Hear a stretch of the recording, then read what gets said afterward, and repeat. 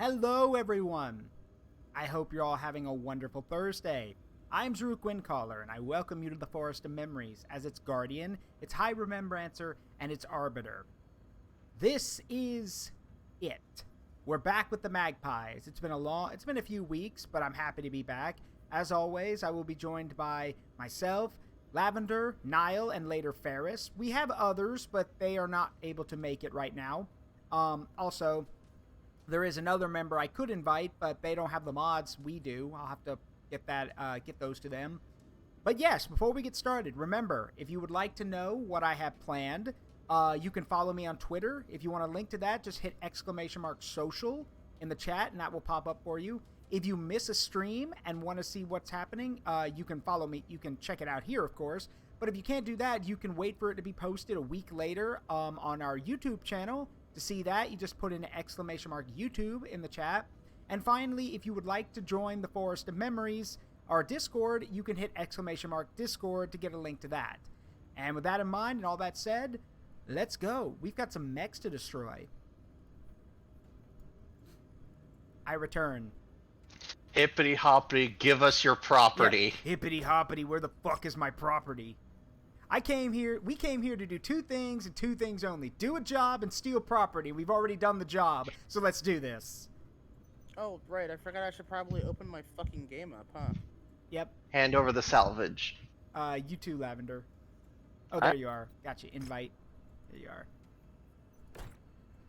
I already have it open, actually. I know. I just sent you an invite. Okay. Where did I put that? Come on, please. Let's see.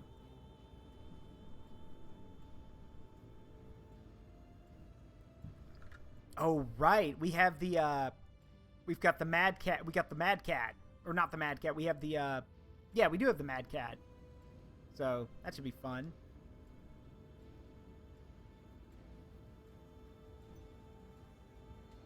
Hello, Marauder. How are you? Hope you're doing well tonight. Make yourself at home. We are playing Mechwarrior 5 tonight.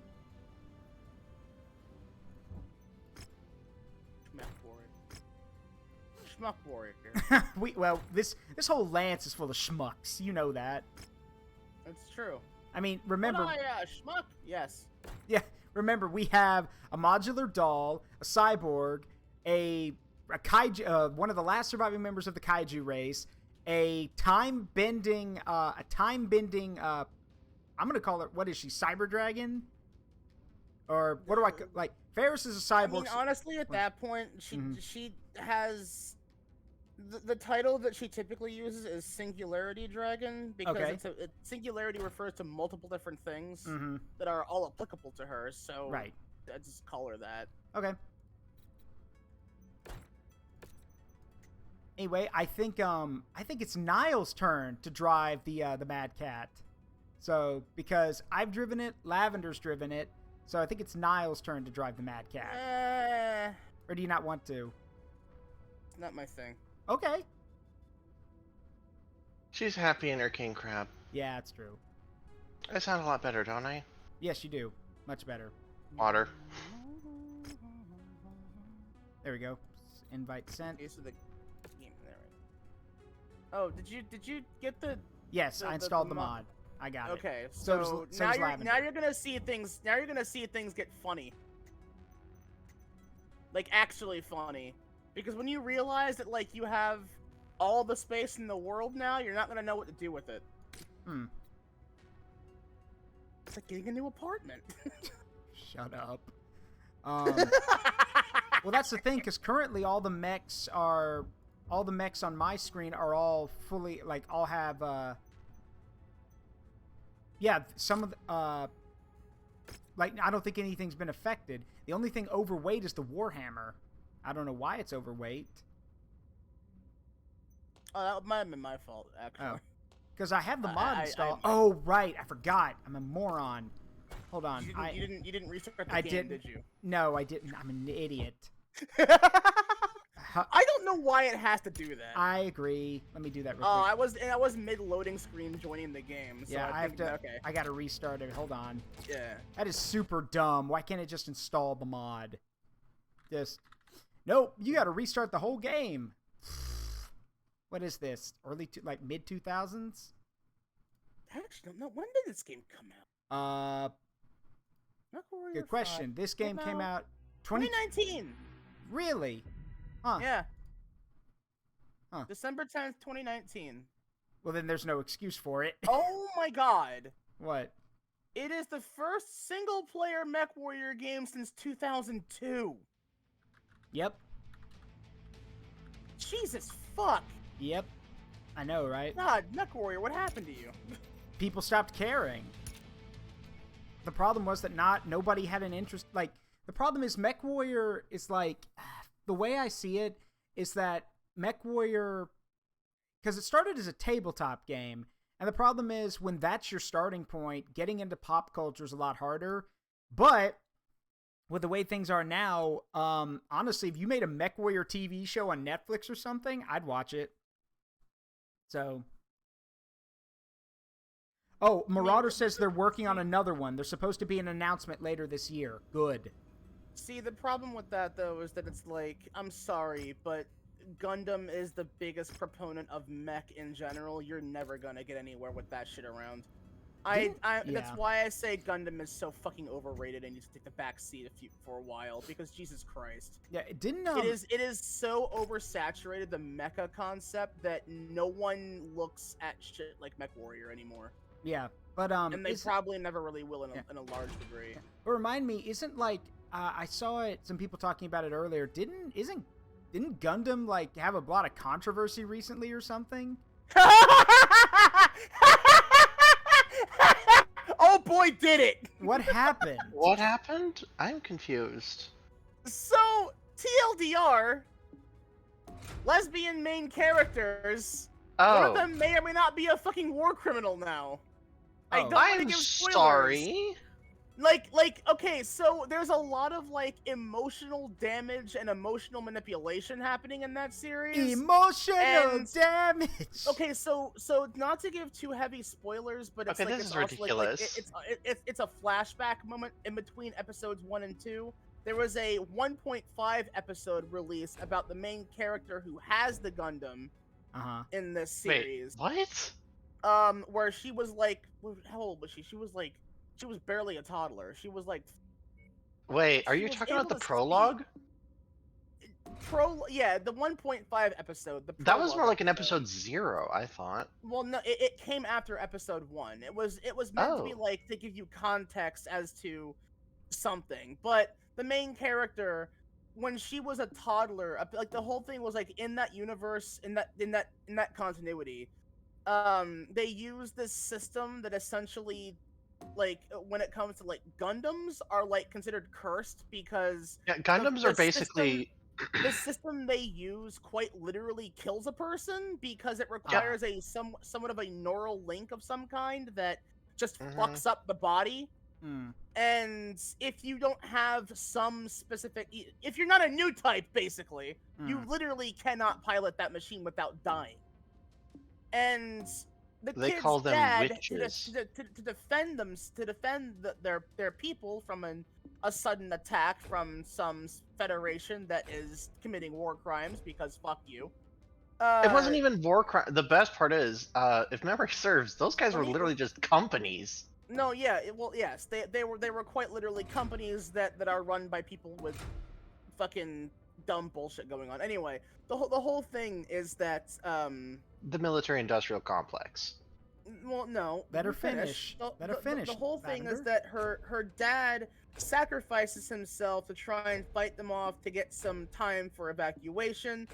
Turns out this little infant toddler, Suletta, manages to activate the Gundam they've been trying to create for the past several years. That also cost her mother her fucking arm. And the whole thing is that while while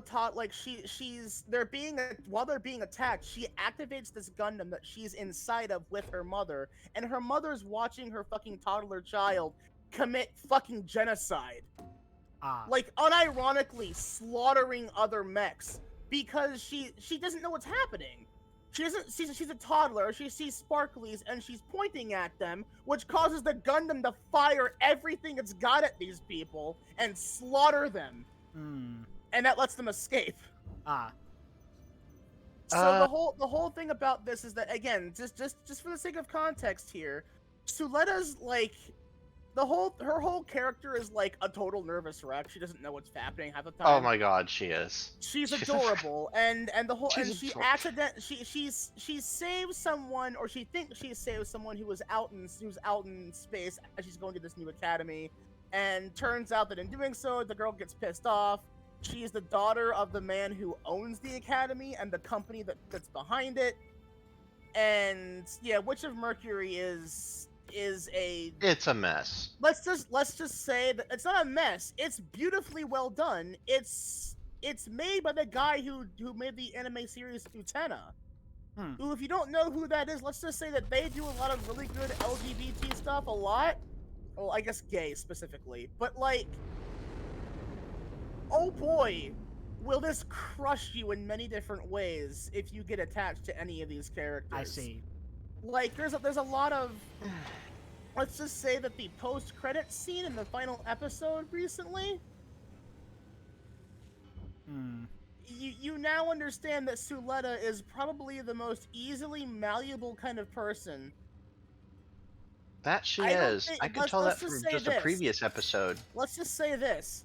Gundam has never seen a character on-screen death of that capacity, ever. The closest you'd ever get probably comes from 00, where people are getting shot in hallways violently.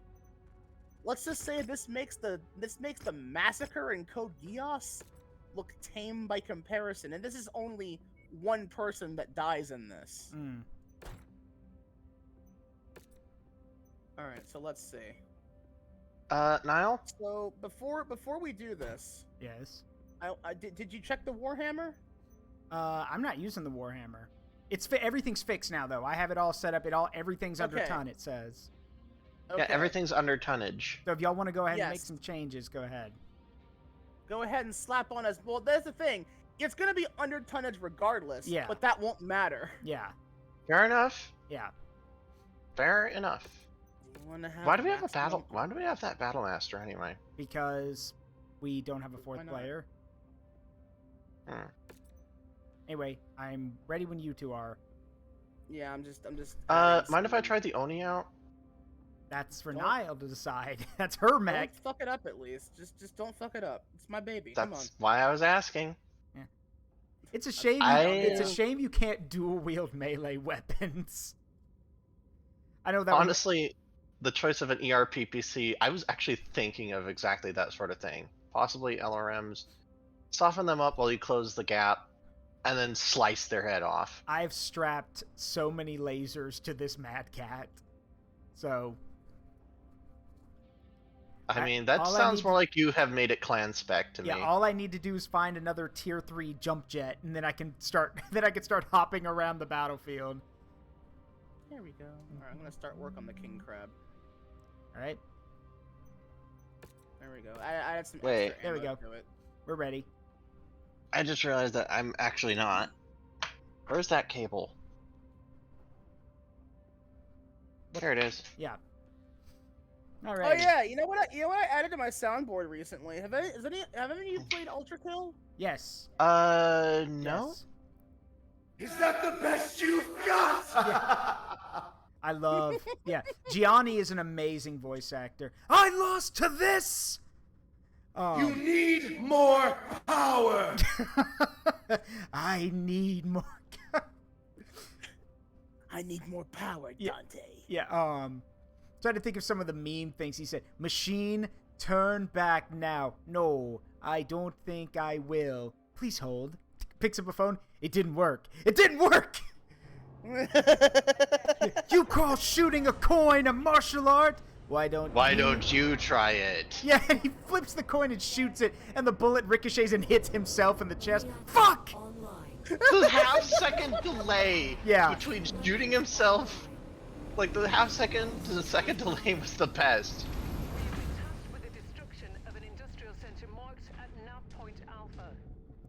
Alright, let's check these out. So, So now you have the ability to make walking war crimes. How do you feel about this? I am intrigued and very happy. Good. I'm also moving at 81 miles per hour, and none of you fools can catch me. They're taking a moment to slow up. I'm currently moving slower just so I can get adjusted. Oh wait, do you have you have yet another mech lab active, don't you? Do I? Hmm? Well, I mean, how are you walking so fast? It's a clan mech. It's a clan mech. Okay. XL So engines. It's just that then. All right. Extra light engines standard. These guys use XL's standard. Also standard is ferrofibrous armor. Isn't everyone being emotionally and psychologically fucked up to the point that no one can have a conversation without war starting par for the course in Gundam? Yeah, well, Night vision engaged. kind of. Like, there's a point. There are Who the fuck several just shot that me? diverge enough that that's not really too big of an issue. Like, G Gundam is like one of those things where, like, when people tell you to go watch G Gundam, what they're really saying is, you want a Gundam series that's not like, you know, war crimes bullshit and like war is bad. It's just like super fighting robot amazingness with some decent messaging behind it. So that's why you will watch G Gundam. You want like a relatively slower pace that's old Gundam formula that's not too traumatizing. Watch Gundam Wing. Admittedly, those are the only two that I've watched because I don't really. Well, no, I've seen Double O, and I've watched the first half of Iron Blood Orphans. I never finished the entire series though. Saisashi, it's nothing to concern yourself I got this with. Vulcan. However, This Vulcan is mine. Yeah. Go for it. However, this ability to self-regenerate, allowing this deceased Hall and his Gundam to keep on resurrecting. I'm positive this guy has acquired abilities of the Dark Gundam. I will always laugh at the fact that in the English dub, Die! It's nice. It's Dark Gundam because they called it Devil Gundam in Japan, and Yeah, God for they can't call it Devil. Burning Gundam is God Gundam. yeah. And they can't call it that. Yeah. Which is really funny because they don't, in that series, they don't really censor out too much. Well, no, that's not entirely true. 'Cause I know that era of anime was not censored in the ways you think it would be. Yeah. Well, it's like there's an episode in the final bits of Zoid's Guardian Force where my husband Raven has like some blood trickle down his face for a minute after getting shot, or after his Genobreaker gets shot, and they censored that 1.5 second long moment of him of him screaming as the blood comes down, like out of that in the English dub. The problem is that you cannot find the Japanese version anywhere. It does not exist. If it does, it's so low quality and inconsistent that it's not worth watching. Yeah. And I think the reason why is because we're just never gonna get that. Zoids is just not popular, unfortunately, enough to get one of those. You know what I feel? CG? I feel your pain in another series that I loved growing up, but I don't see anymore. Metabots. Well, Oh yeah, my god, because Metabots. that's That's still on, I'll tell you why. It's because it was a fad over here. Like even Zoid wasn't that uncared about. That was one of those things that like had it was like the that year's fad. Yeah. But in Japan, everyone fucking loves it. But the thing is, you think in America Metabots would take off. It's literally children with robots with more guns than you could shake a stick at. That's the reason why it didn't get popular, Zaruk. Oh. Think about when it came out. Oh yeah, that's. I can almost guarantee you that the version that we got was so heavily censored that it wasn't worth it. Maybe. it was. But hey, they literally went to a red light district in one episode. Yeah. Yeah, they would not have shown, and it was also dubbed by 4Kids. So there's your answer. Oh, yeah, that's a death sentence right to there. be fair though, the voice. Oh, hey, a Jenner. Yeah. To be fair though, Metabee's voice actor, I think he was one of the he wasn't one of the first, but he was one of the first, if I recall correctly, was one of the first black voice actors to get cast for a big role.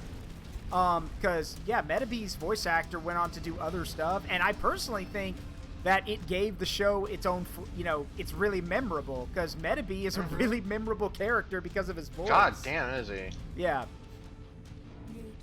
Who's the piece of Anyone junk contact? now, mister? I never got into Metabots. Like, I've seen it. But that was one of those Closing shows at full speed. I think the reason why is primarily because it aired on Spider on left. a channel that I didn't really watch or have at the Yeah. time, so.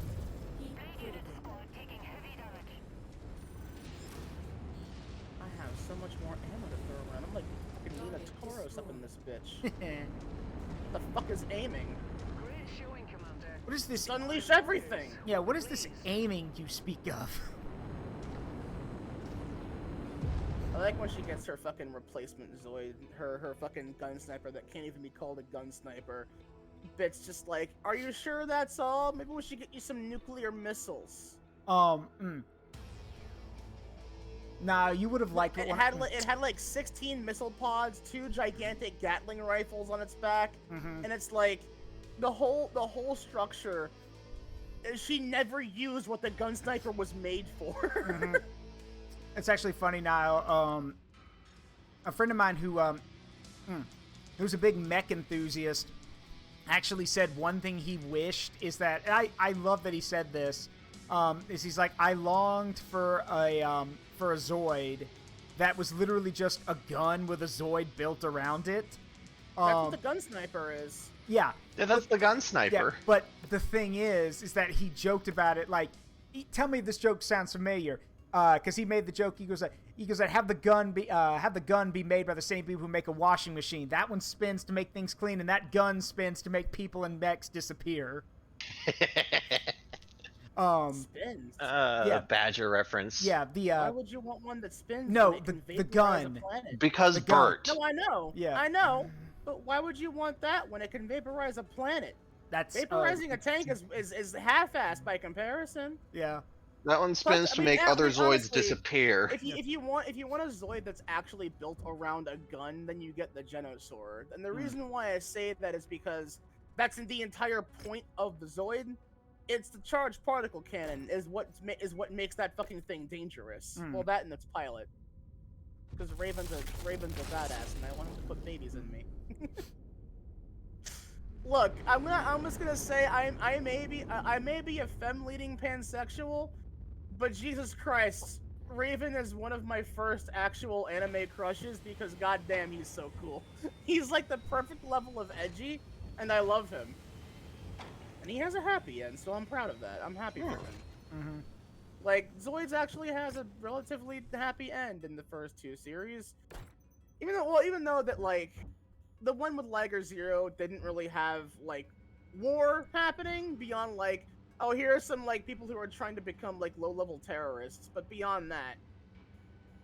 Woo! Low-level terrorism!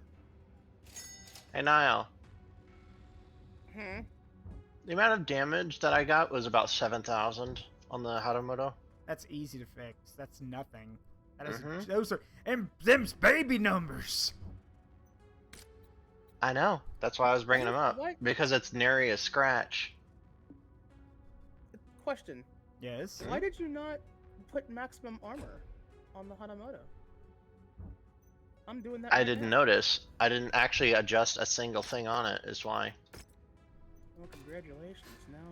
Now you're gonna see just. I have now attached jump jets to this mech. It can now jump 41 meters into the air? At least. At least.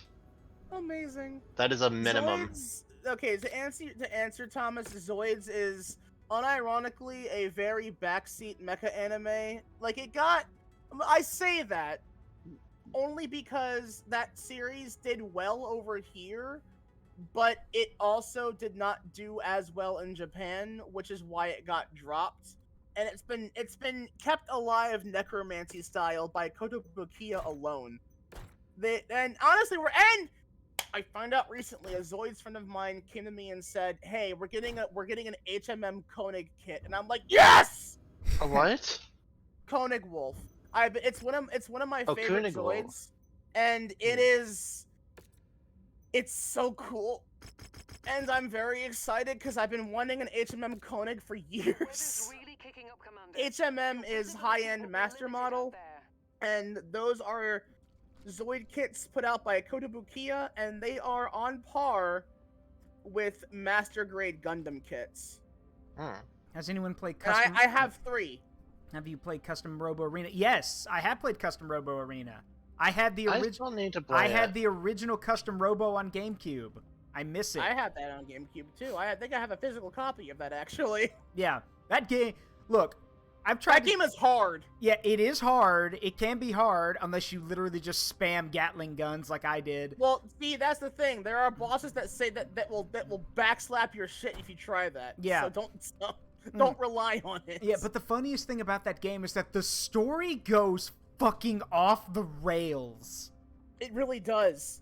Like that twist. It's like you walk when you open the game up, you're like, oh hey, yeah, you know, some yeah, we got some interesting stuff. It's like, oh, they got metal trees and fake grass. All right, weird, but sure, whatever. Oh, I live in a dome. Okay. Yeah. And then you find out why. Yeah. And then it's like, oh. Yeah.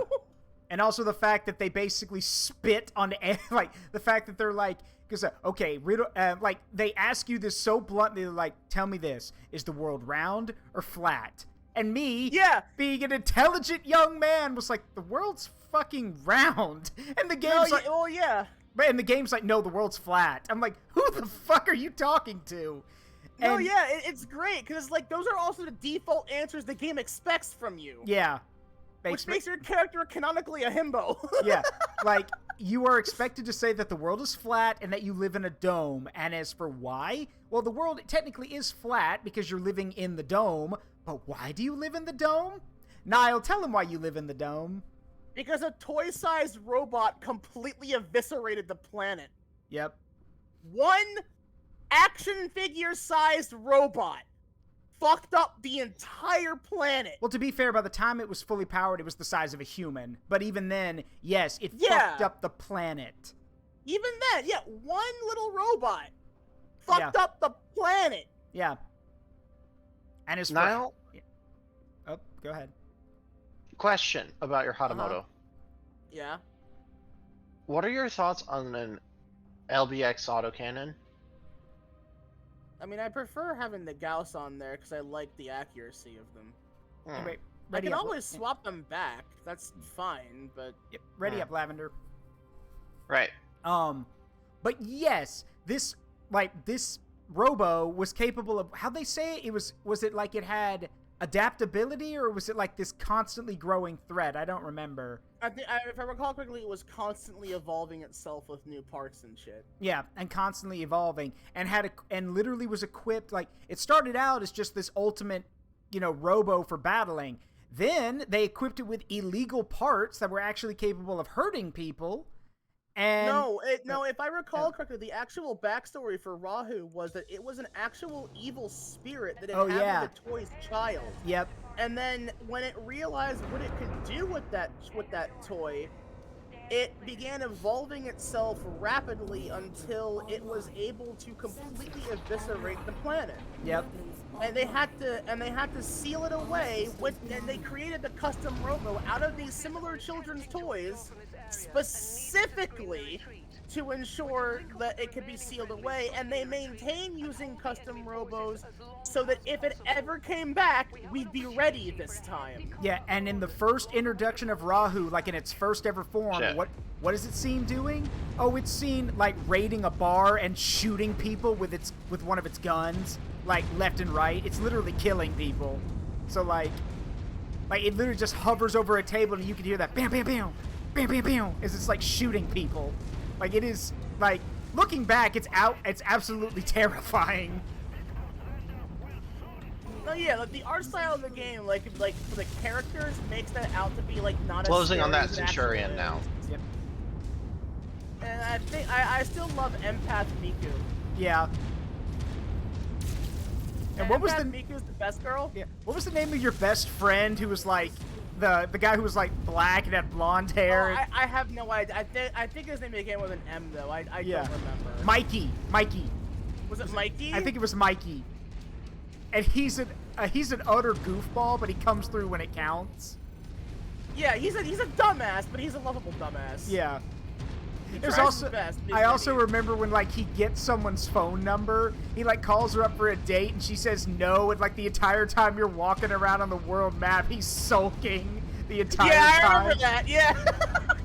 And your characters. I want to play that game again. Like I want to do it on stream, but like that game actually gets tiltingly hard in the later section.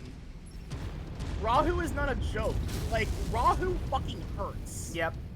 The only way to beat Rahu effectively is you have to keep like stun locking him by knocking him down. But the problem is that he is so fast and has a bit like he can get up, he can recover faster than you, he can dash faster than you. He's basically, and all of his weapons are more powerful than yours. It's literally the reason why he is the final boss, and you actually fight him 3-on-1 with you and your 2 teammates, because they knew he'd be too hard to take on by yourself.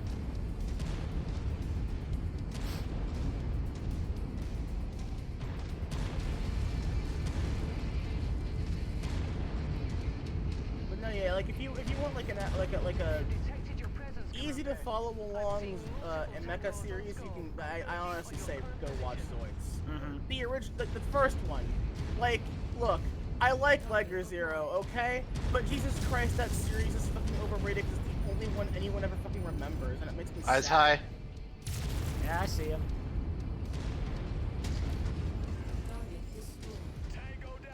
Genesis is also good. Like, okay, I'm gonna say this right now. Fusers is probably the weakest of the franchise, and not just because its animation is not that good, but also because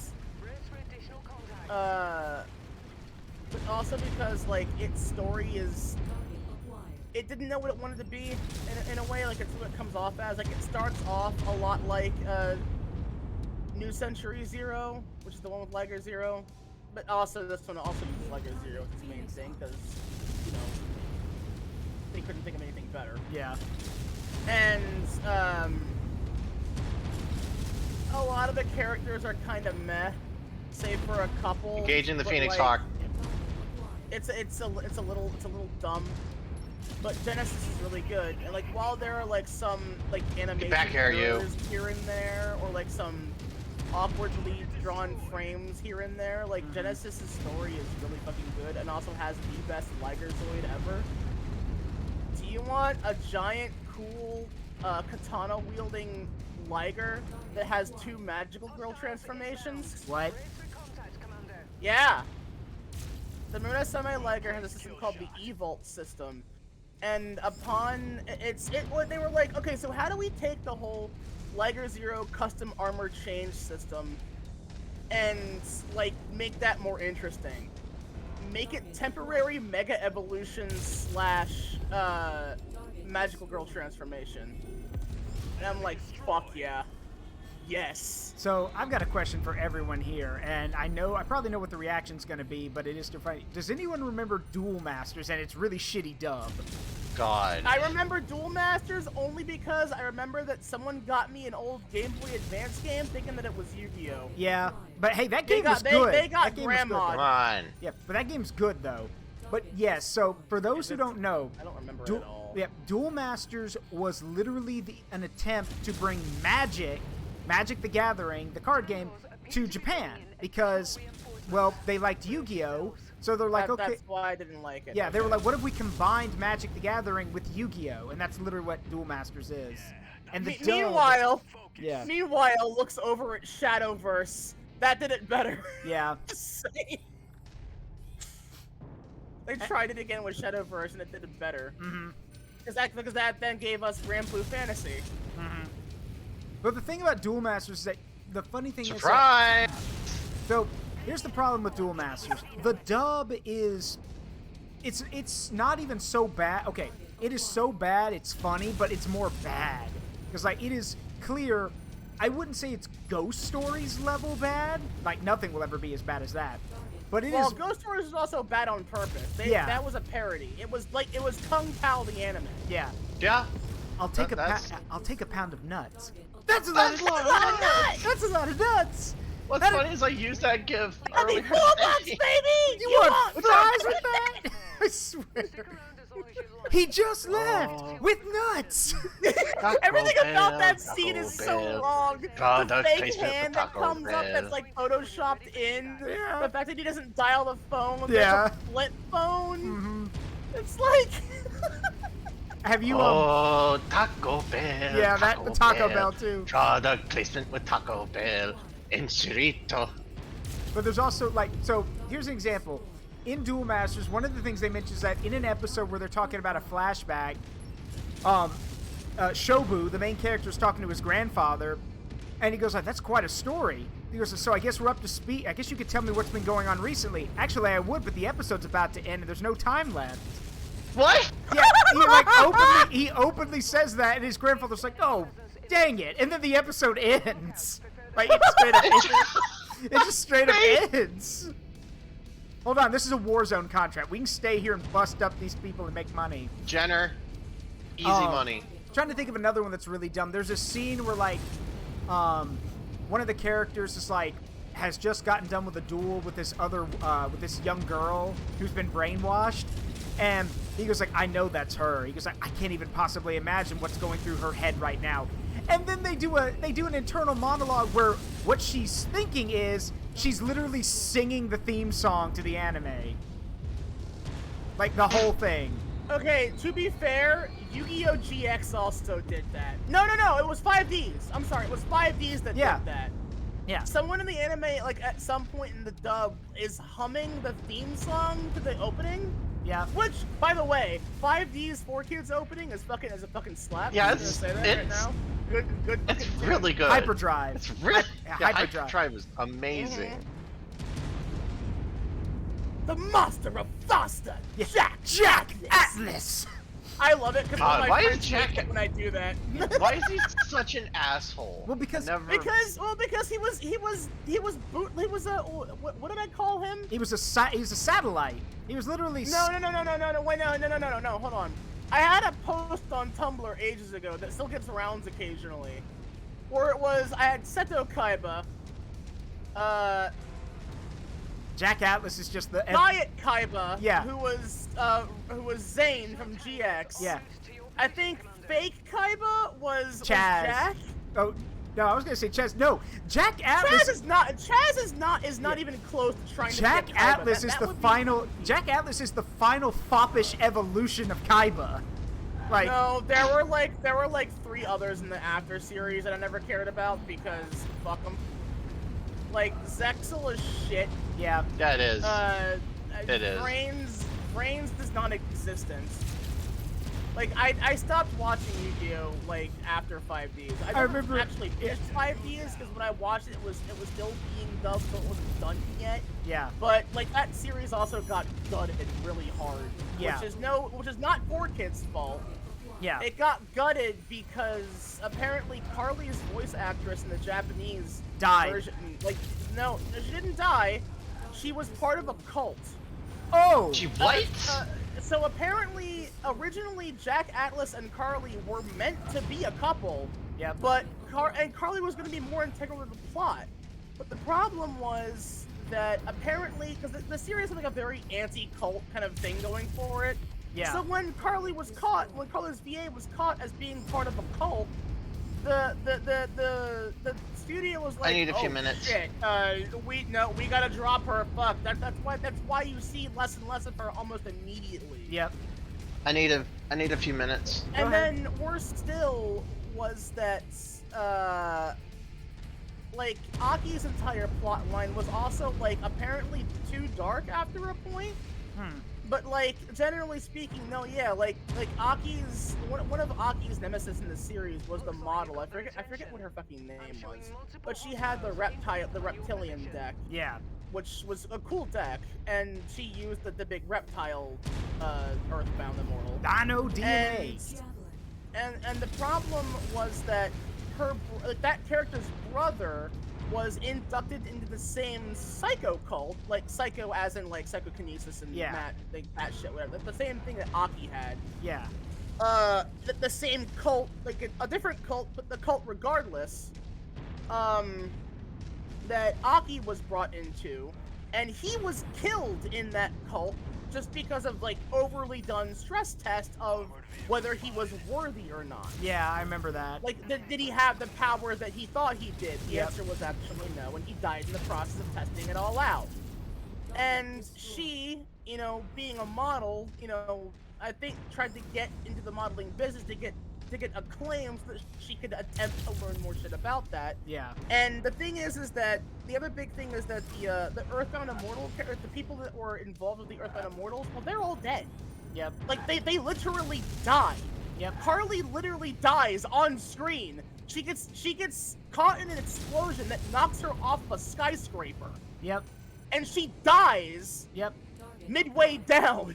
And then becomes one of the Wait, members. midway down? Yeah. Well, it's implied midway down because it was either she does actually hit Alright. the ground and dies. Powering I think back that's up? what it's meant to be. Yeah. But Goodbye, quick draw. yeah, generally speaking, that was the thing, was that Carly literally dies. Yep. And yet somehow she also then she was meant to come back. Oh.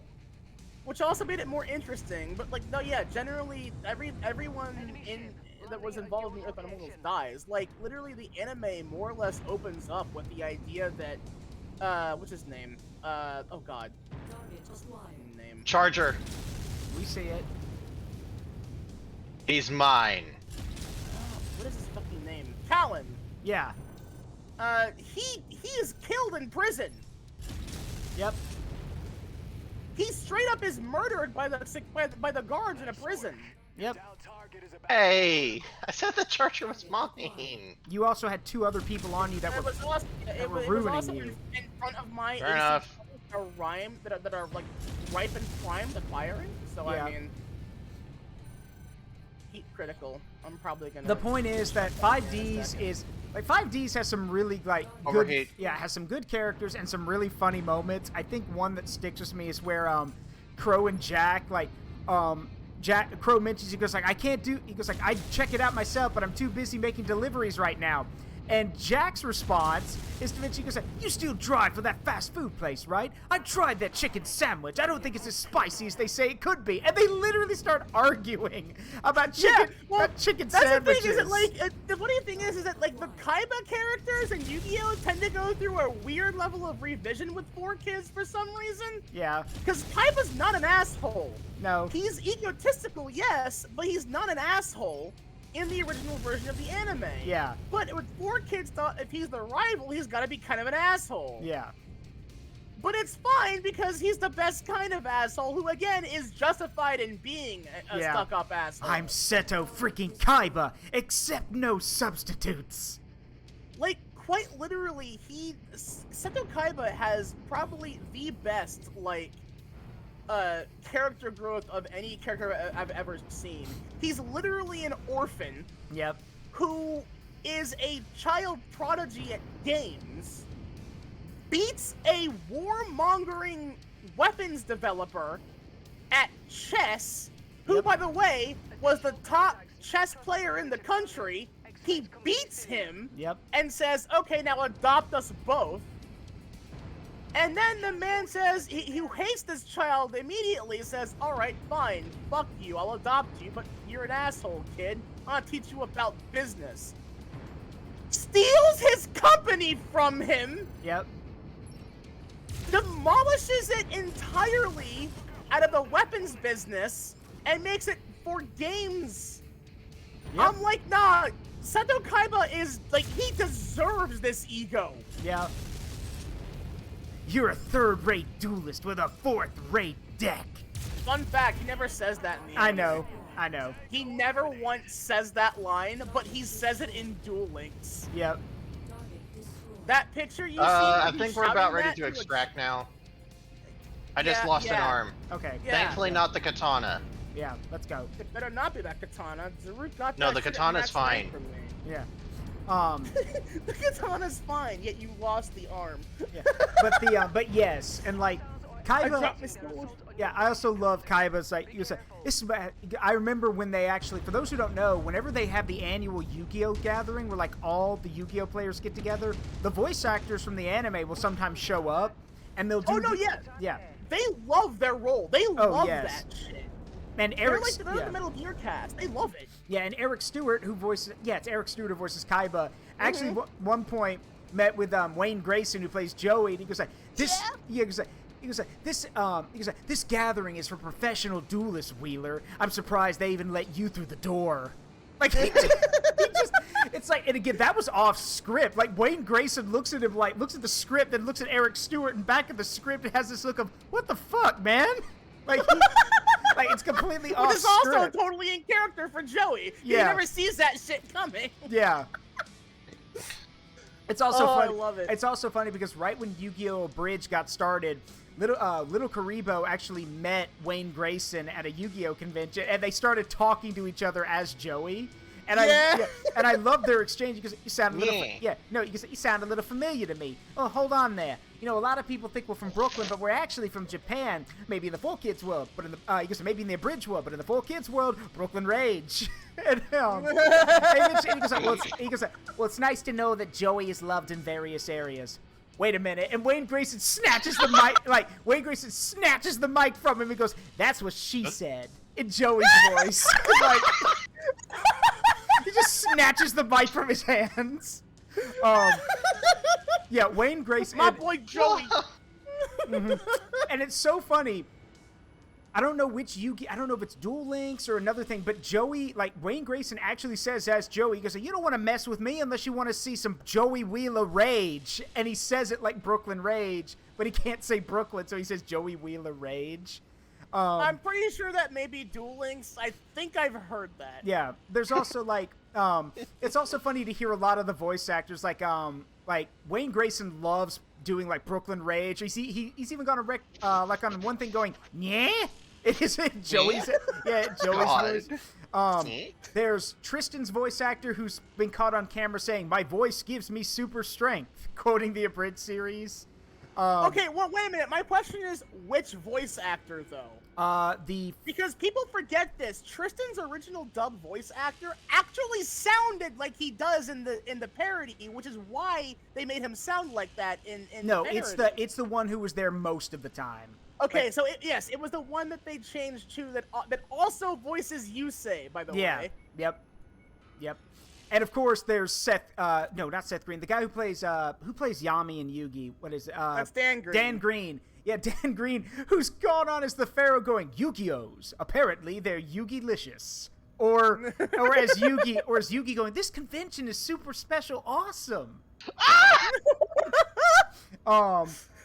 I really do love it though. Like, it's my favorite thing when voice actors and all that, like, they are so into their stuff that they will happily do that shit for fun. Yeah, and Eric. That's why I love the Metal Gear cast too. Mm-hmm. And Eric Stewart. Also, hello Zellos, make yourself at home. We're doing pretty well. So here's the thing: Eric Stewart, does Kaiba, but he's also the original voice of Brock from Pokemon. And Eric Stewart has gone on record saying when they called him back to be Brock in that anniversary episode for Pokemon, it took him a while to get back the voice because he says, I'm so used to being Kaiba. I'm so used to being an asshole that he got David Haytered. Oh no. Yeah. And it's funny because when Misty, Ash, and Brock reunite, it's Brock. You can tell it's Brock, but there's a little roughness to the voice, which makes sense. I'm like, yeah, I get that. It makes sense. Yeah, that's getting David Haytered, all right. Yeah, but what I think is hilarious about it is that he actually went on record saying that there was a time where he was in the recording booth and he said, I thought to myself, he goes, how much would people hate me if I started talking like Kaiba as Brock? And then I realized everyone would hate me. He goes, so I didn't do it. To be fair, though, if you remember what Brock was like in Pokemon Origins, as well as, because that was like more game-focused Brock. Game Brock is terrifying. Yeah, he is. Like, he's the first guy you fight in Gen 1, and he is stanced. Yeah. Like, he's got that X thing going on with his arms. He looks like a fucking pharaoh. I'm like, bro. Yeah, also No. Eric Stewart didn't voice him. That was Pegasus's voice actor that voices Kojo in Pokemon. Yeah. And I can't say his dub name. It's bad. Yeah. Yes, and yeah, Thomas is right. Yu-Gi-Oh! Season 0 Kaiba. My hair is green and my brother's a psychopath. That's from the manga. Y'all don't, like, here's the thing. In the manga, in the Season 0 manga, both Kaiba and Mokuba are absolute sadists. The only the reason why was because of something Yugi did. Which makes sense. Now, to be fair, Mokuba gets better when Kaiba literally, like, nearly tortures Mokuba in a virtual reality torture session, and Yugi saves him, and that's the moment where Mokuba realizes, my brother needs help. And that's where he becomes, Season 1 Mokuba. After all of that is when he realizes, wow, my brother's a dick, and he's rubbing off on me. Big brother, is it time for my cameo yet? Yeah, that. Also, now, I do have to mention this, because I love bringing this up. James, yes, for a while, James from Pokemon and Pegasus from Yu-Gi-Oh! Had the same voice actor. Then they changed around a bit. And did they? Yes, they did. They did change around a bit. You can hear it. You can hear it. Now that you say it, Maybe we should lay low for a bit. Anytime we overplan, we overcomplicate things. We always end up getting hurt. Don't you worry your pretty blue head about this. I got it handled. Lavender. Yeah, I got it handled. It's Lavender. He just it's Lavender. He's so offended. He's so offended. But here's the thing. Play your next card, Yugi boy. But here's the funny part. So, before he became Pegasus, and by the way, Pegasus' voice actor has gone on to do a ton of other stuff, but here's the interesting thing. If you go watch the original Yu-Gi-Oh!, you notice Pegasus has this very, like, as my friend said, he has almost this stage presence. I'm like, that is intentional. Because Pegasus' English voice actor got his start as a, I'm going to call it wasn't officially Broadway, but he was in a lot of musical work. He did stage work. So that's why Pegasus is in theater. Yeah, he was in theater, which is why he's so grandiose and so dramatic. It's also funny to me. So, fun fact, stump your friends with this one. It should also be noted that Pegasus' voice actor has pipes. He can sing. He's been in a lot of musical theater. But the interesting thing is what his last performance was before he left the theater and went on to do voice acting. That's the funny part. It is so hilarious. He was actually Giovanni in Pokemon the Musical. Yeah, which I also learned, by the way, in Pokemon the Musical, Giovanni is Ash's dad. Yeah, now that's not canon. They've changed that, but yes. No, it's not canon, but it's funny as hell. Yeah. Show love 100 hello babe tilde Zaruk W smile. Thank you. This is good time, Fountain, that you pop in the chat. Yeah, give me a but here. That is exactly what happens. And in that performance, Giovanni is expected to sing, and I've heard it. He's really good. He shouldn't be that good, but he is. Because I've heard people who grew up with the Pokemon musical, and they say that it's trash. It's good trash, but it's trash. So, like, the fact that they're able, like, the final part of it is literally this bit, like, it sounds like Pegasus. It's literally Pegasus, and I think that's great. But, so there's that. Trying to think of some other funny things. I remember, I'm trying to remember some of the other, I remember that, Yusei's voice actor has actually, I don't know where you can find it, but I know that Yusei's voice actor has a recording of him singing Hyperdrive. I just don't know where, like, at least if that's to be believed. I don't know if it's true or not. I hope that's true, because Yusei's my fucking husband. Yusei's cool. Okay, so again, I want to point this out there. He is by a long shot the best Yu-Gi-Oh protagonist. He's my favorite. Like, I love Yugi and Atem, but he is my favorite because he's a himbo that does machines. He does machines. I love him, and he tries so hard. Yeah. He tries so hard. Yeah. And the fact I also say that, like, it really helps to knowing that I hardcore kin with Aki Izuyoi, aka Akiza, because we literally have the same history as a child. It's also crazy. Like, minus the psychic powers, we're literally the same person. As a matter of fact, that's the reason why she's like 80% the reason why I chose Izuyoi as my last name. It should also be noticed that Yusei basically makes friends with everyone. Like, it doesn't matter who it is. Yusei's just like, I can be friends with this person. And he just... I can make her better. Like, he is unironically that meme. Like, when it comes to Aki, he's like, I can make her better. I swear I can make her better, guys. Also, Josiah asked, that's the third or fourth mention of himbo, Nile. Do you have a type? Like, Josiah, look, I'm a bimbo, okay? I actively promote myself as a bimbo. The thing is that like, I guess I could also be a morosexual to an extent. I actually know that term. I do have one question. Who when someone says the word himbo, who's the first character that comes to mind for you, Nile? That's actually a good question. I already know who mine is. I don't think I have one. Can I make an assumption and say Johnny Bravo? No. For you? No. Okay. I fucking hate Johnny Bravo. No, yeah, Johnny's not necessarily a himbo because he's kind of an ass, but like, yeah. Bigger. I don't know. I think it's yeah. For me, it's always been it's the peasant who I saw talking to Cusco in his castle, taking Cusco. Oh, okay, yeah, it it's would be Kronk. Kronk. Yeah, He's yeah, the paragon. Kronk is, he's the paragonal example. There we go. He must be taking it back. He must be taking Should it we back. have Josiah? He must be taking him back to his village. So if we find him, we find the village. We find him. If we find him, we find Cusco. Oh yeah. Oh yeah. It's all coming together. It's all coming together. Patrick coming together. Patrick Warburton just sells that role. Yeah, exactly, Josiah. Patrick Warburton deserves a voice role in everything forever. I'm just saying. Trying to think of some other good. Should we have Josiah in as a fourth? Sure, if Josiah wants to come in, because I haven't seen Ferrus, so yeah. If Josiah wants to join. No, Ed's just an idiot. Yeah, Ed's an idiot. Yeah, sorry, Ed is an idiot. Ed is damaged. Yeah, Ed, also. Yeah. He hears a woman screaming, and his first thought, "Daddy's home." That's actually really dark when you think about it. Yup. There's also trying to think of another one. Because I will admit I don't like Johnny Bravo, but he does have some funny lines. Mama warned me about women like you. I was hoping she was right. It's like, Bigger. You don't understand. He gets chained. He gets like locked onto a bed, like with these restraints. He's like, Mama warned me about women like you. And he looks right at the camera. I was hoping she was right. Just Zaruk. Yeah. Fountain demands I know. bigger. I know. I've already made you bigger once. Now she wants it again. Okay. I know.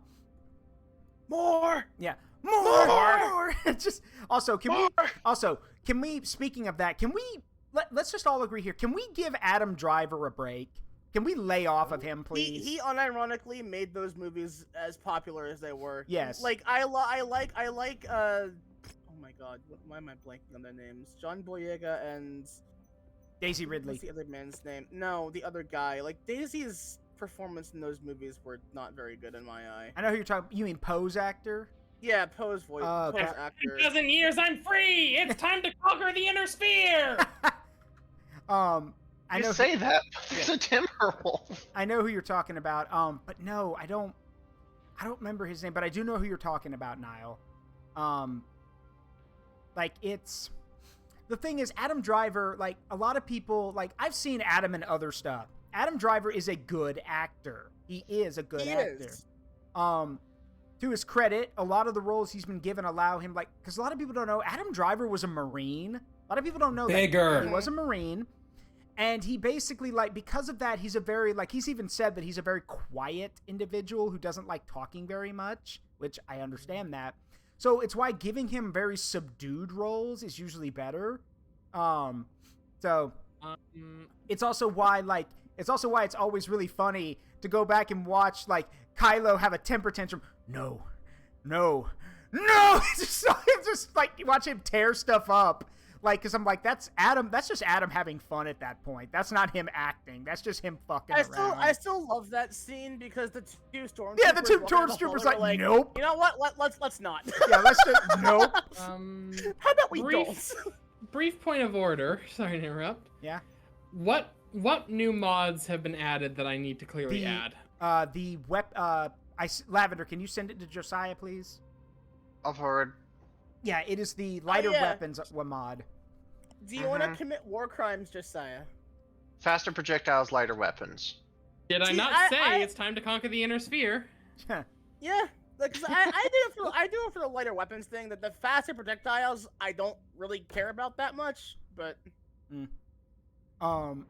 non-baka. I don't know what that is. Oh, yeah, and yes, of course, I've already told y'all about how in the new Lego Star Wars game they joke about shirtless Kylo, where like if you have Rey with him and like as your character, if you have Rey with him, she'll literally say, "This again? Do you even own a shirt?" And he'll mention, he goes like, "The breeze feels liberating." That's his justification for not wearing a shirt. It's even funnier when you remember that there's also some really goofy shit that happened during the production for, I think it was The Last Jedi. Return of the Jedi. No, Return of the Jedi. Oh. Apparently, slave bikini Leia. Yeah. She was told that bras don't exist in space. Yeah, I remember that, which is dumb. Which is again, but that's funny in hindsight. Yeah. Because that's hilarious. Mm-hmm. So you could probably say that undershirts don't exist either.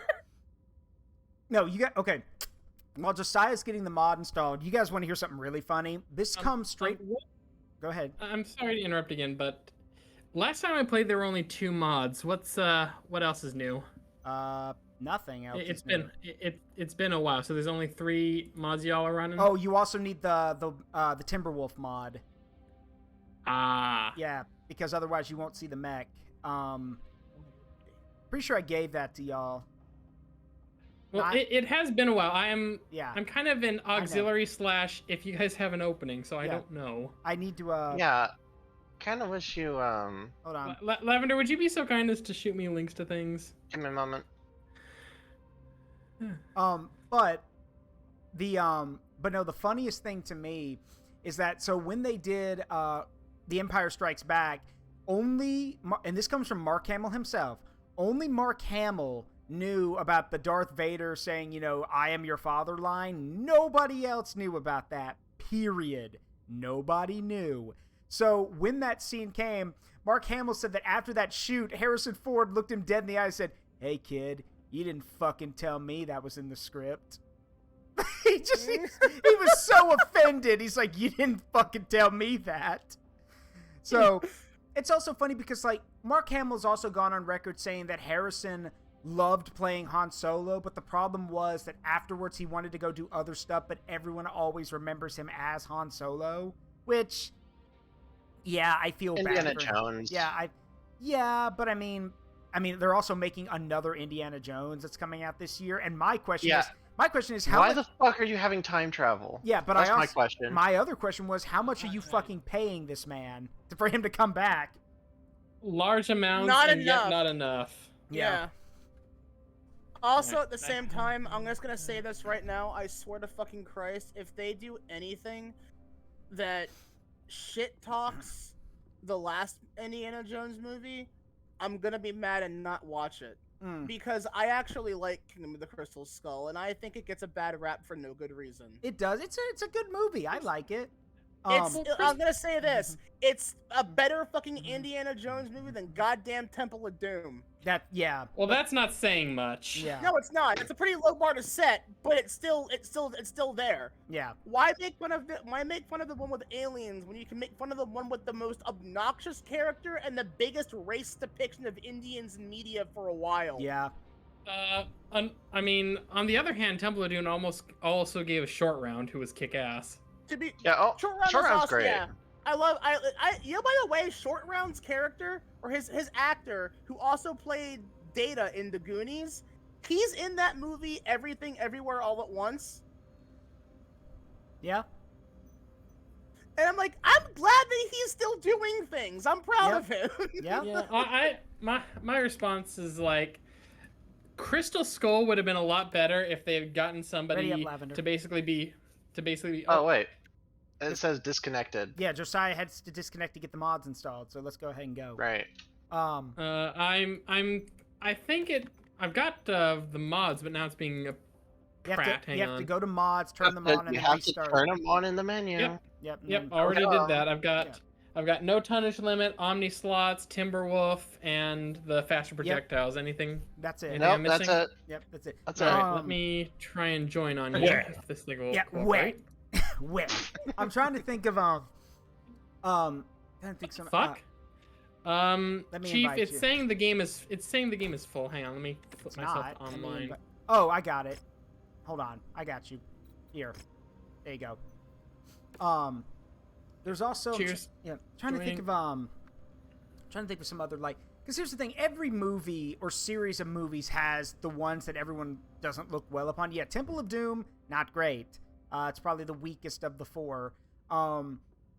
But then that raises the question, which one's the best? And I hear a lot of people say, "Oh, it's the first one." And I'm over here like, I actually prefer Last Crusade. I prefer the Last Crusade. Last Crusade, that's the one. All right, let's see what we got here. Zaruk, do we have any Black Knights in storage? No, we don't. Wasn't sure. My sadness. All right, what do I have? Also, did anybody hear, because Keldrick just mentioned it, did anybody bother to see what image I used to announce that we were streaming this? No, I didn't see it, actually. You may want to go you may want to go look at my Twitter, Nile. Oh, no. Oh, God. I'm scared. Let me find I am afraid. You should be. You're Werby. You're Werby. Where's your blessed Twitter? I usually stay off the Angry Bird app, so hang on. Zaruk, you fucker!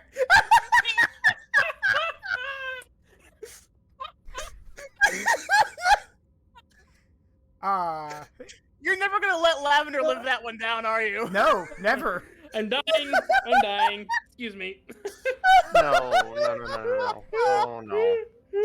Oh, no.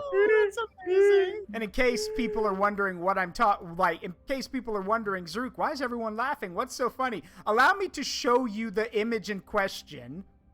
Oh, no. I still have it. I'm looking... Oh, no. What did you do? We're bullying the doll again.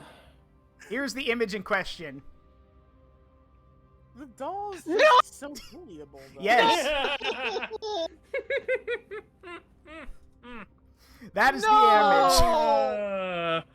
Top cack. I made that. Nile made that. Yes. Also, I love what Thomas says. Civilians, you say, engage target. Yes, we're never gonna let you live that down, Lavender. I'm sorry. You're never gonna live that down. Okay, so this is. I was worried. This might be a little loud. This might be a little loud, she says naively. But I gotta do it now. Go for it.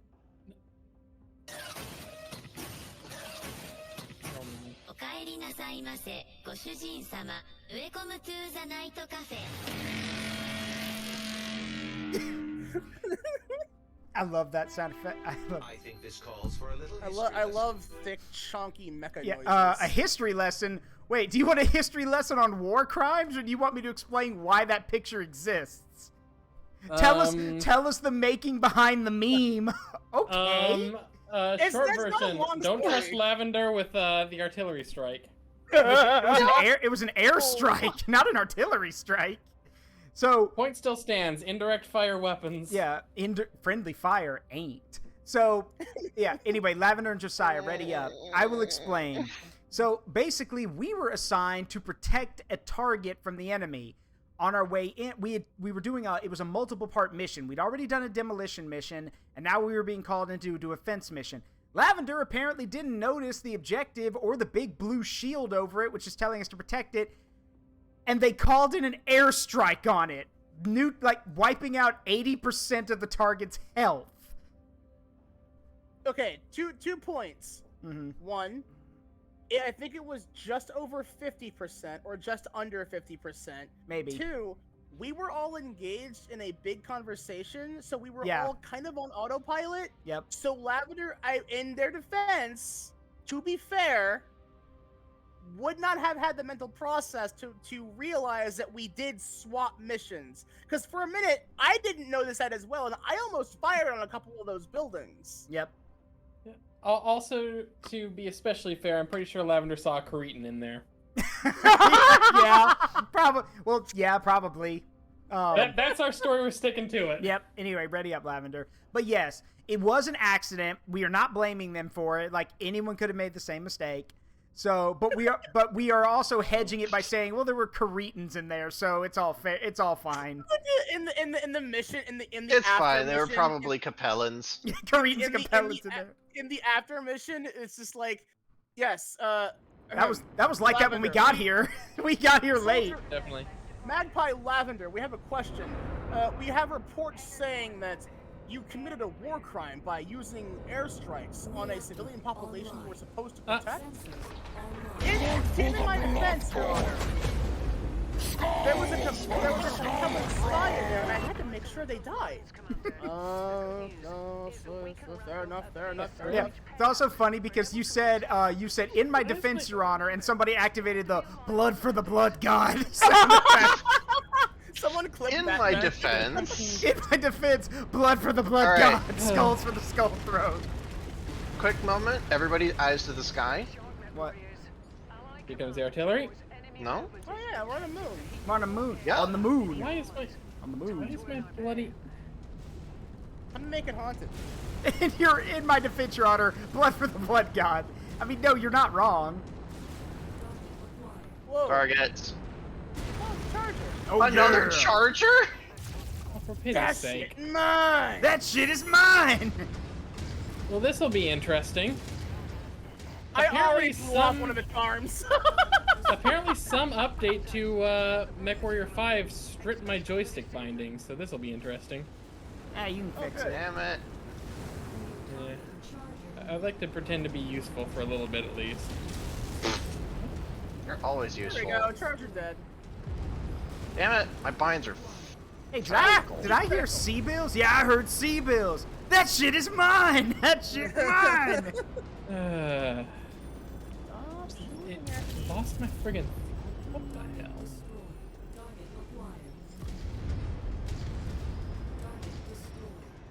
Come on. Target destroyed. It's like I can't lock onto anything. The shit won't just. It won't finish locking. And I'm going to try and see why my controls don't work anymore. Take your time. This- Oh, Thomas. also love Thomas, that's not funny. Thomas says, "Quick, Lavender! I think I see an evac shuttle. Shoot it down." I mean, to be fair, if it's full of Caretans evacuating, then by all means. I love this culture of fake racism on the fun Mechwarrior. It's a rifleman up there. Okay, wait, did I actually tell y'all I had someone send me a direct message on Twitter and got very anal about us always making fun of the Caretans and thought I was being racist? Oh god. Like, to be fair, technically speaking, it is, but it's also fake racism. Yeah. It's not split, racism. You know? It's not- It's basically the same thing as the whole split lip shit from Yeah, Halo. split lip. Or Clanker, calling her. Yeah. It's less Clanker. racism and more just. Well, it's not about race. It's about national borders. It's about nations and cultures. These people are assholes. Which is all, to be perfectly fair though, it's also like it's not the same though at that point, purely because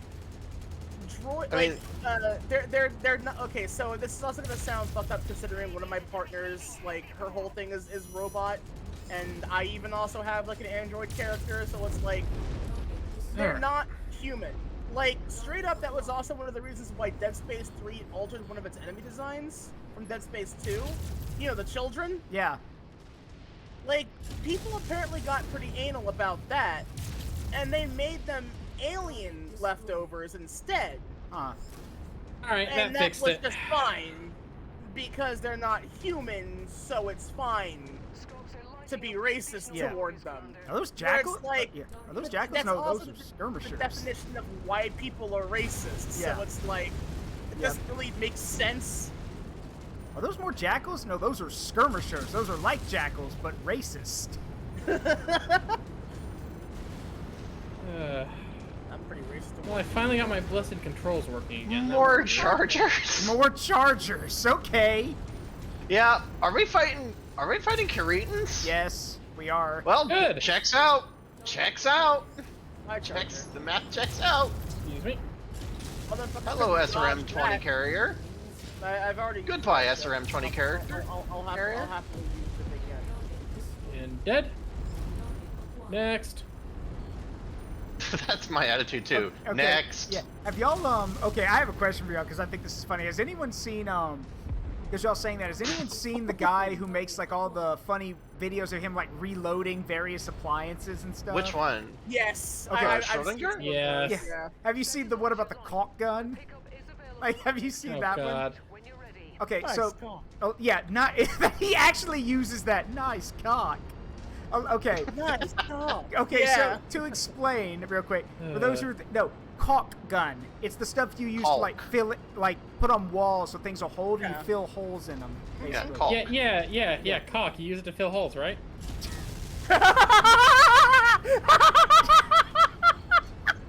You walked into that Oh yes, one. but Oh yeah. well, yes, fair, but no. That was your. Yeah. Hey, those giant dishes. I think we're on an HPG relay of some kind. Okay. Huh. But the Are we working for Space Comcast? I don't know. We're working for the Davians. Yeah. But the reason I mention it is because there's a video of him like I think the funniest one I've seen is him playing with a I don't remember what it is. I think it's some kind of kid's toy, and like there's a like it's like it makes these like he like tries to reload it and it makes these horrific demon noises. So he pops the batteries out, puts new ones in there, and then quickly like wipes it down with something that looks like holy water before he gets it going again. You require the holy hand grenade of Antioch. Of course, the holy hand grenade of Antioch. Brother Maynard, fetch the holy hand grenade. Also, that reminds. Did you all know that they've actually found like actual hand grenades from Crusader times? Yeah. Yeah. Apparently, recently they found this this item that had like an explosive residue inside of it, and it was meant to be pulled and used and exploded. So it's like, oh wow, the holy hand grenade of Antioch actually exists. Yeah. There's also a for a time, my brother and I rented the DVD version of Monty Python and the Holy Grail. And you know how a lot of movies have like a thing that's like for the hard of hearing so you can turn subtitles or captions on? Yeah. Okay, guess what they do for theirs? Oh, no. If you click for the hard of hearing, thinking you can turn on subtitles, you hear this dude go, "Play movie, scene selection." He's yelling it. Oh god, just yelling. He's yelling it for the hard of hearing. That's actually, that is very incoming. Yeah. Goodbye. Not worth my fucking missiles or my AC points. Just fire with the PC. Another charger. Hey, look over there. It's dead. Looks like a Vulcan. There's Oh, also it was a there's also panther. I remember there's also another thing. Or it was Shotgun. a panther. There Jesus Christ. I also saw LBX. Yeah, I remember another thing in the DVD. They actually had a section where, like, you know how the monks in that movie, like, keep doing that mantra? They keep hitting themselves in the head with planks? Yeah, Bible thumpers. Yeah, he literally, like, they literally have, like, the whole thing translated so you can imitate it. And it says, What? Yeah, and, like, it actually gives you a step-by-step thing of how to say it and how to do, like, the whole, the chant and everything.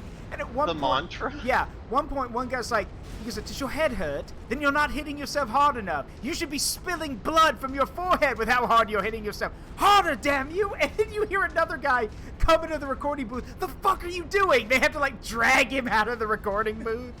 Because, like, he's getting more and more demented and deranged. Which, yeah, that sounds about right. Yeah, from Monty Python. Yep.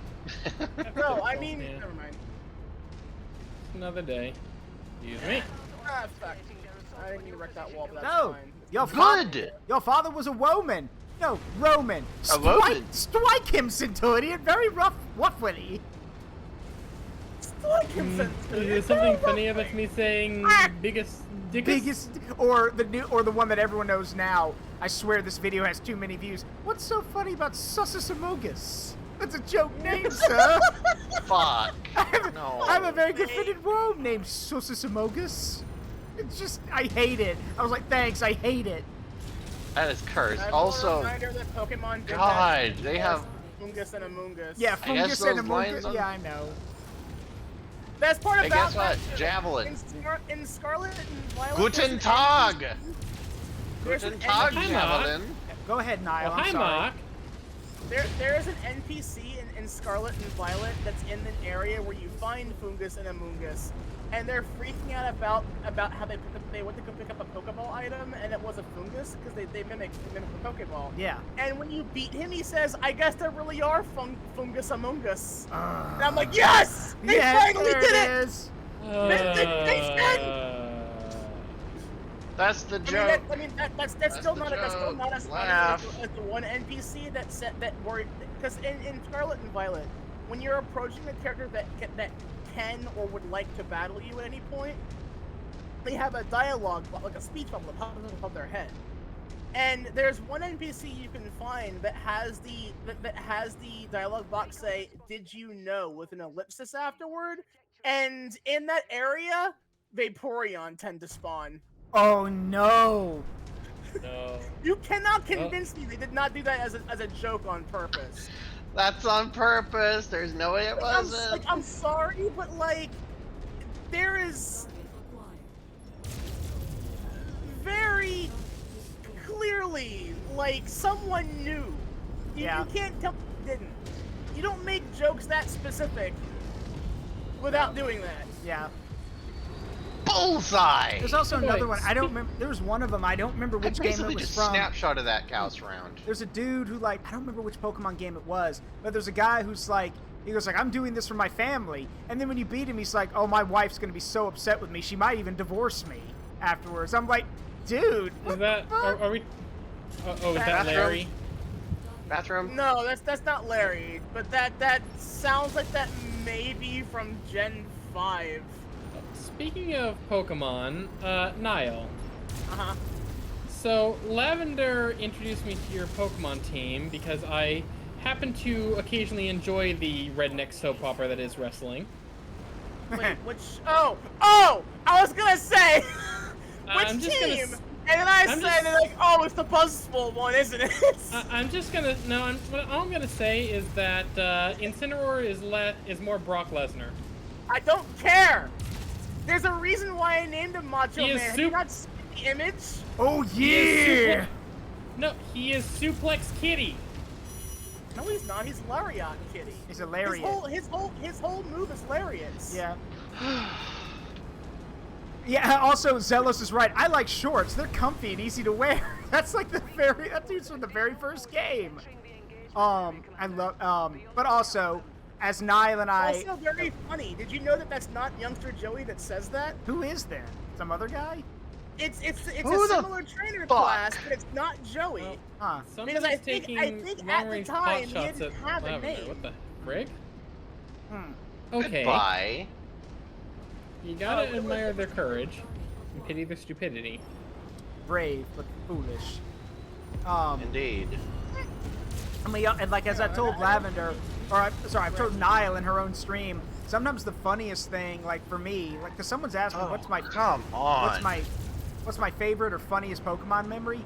I don't know about favorite or funniest, but I can tell you what my scariest was: opening the door and seeing Champion Cynthia inside a random house and having her theme song kick in, and having every bit of PTSD come rushing back to me. Okay, so no, Josiah, check in non-speakers, and you'll understand. You'll understand. That's all I'll say is that you will understand. One moment. There's a little light mech bastard that needs shotgunning. There we go. Also, deleted. With the whole thing, it's actually funny, Nile. I've told my friend of mine in that game, where you come across Cynthia, I was like, as soon as I joked, I told my friend, as soon as I open that door, I'm the cream of the crop. Yeah, the cream of the crop. Oh yeah. You still need to set that image. But I'm a genetic freak. But I'm not normal. So I got a 66 and 2/3 chance of winning. You know what the stupid thing is? Have you seen the transcription video yes. of that though? Yes. Cicada behind. You wanna know the worst part about that though? What? They did the math. It checks out. Oh God! Really? Yeah, it checks out. Oh, that's the scariest part. That man was definitely on some fucking coke when he was saying that shit. And the fact that it He's checks Scott out Steiner. He was on everything. Well, yeah, because Scott, like the Macho Man Cream of the Crop interview was like, you can tell that man's like, he is coked up. But like, where is he pulling those creamers from? Where are they coming from? Why does he have so many? Steiner's been around since the WCW days. I don't think there was a drug he wasn't using. Hey, Lord Dragon, thanks for the raid, buddy. Hello, Raiders. We are playing Mechwarrior 5 with some friends today. Welcome, Raiders. I'm Zaruk Windcaller. Make yourself at home.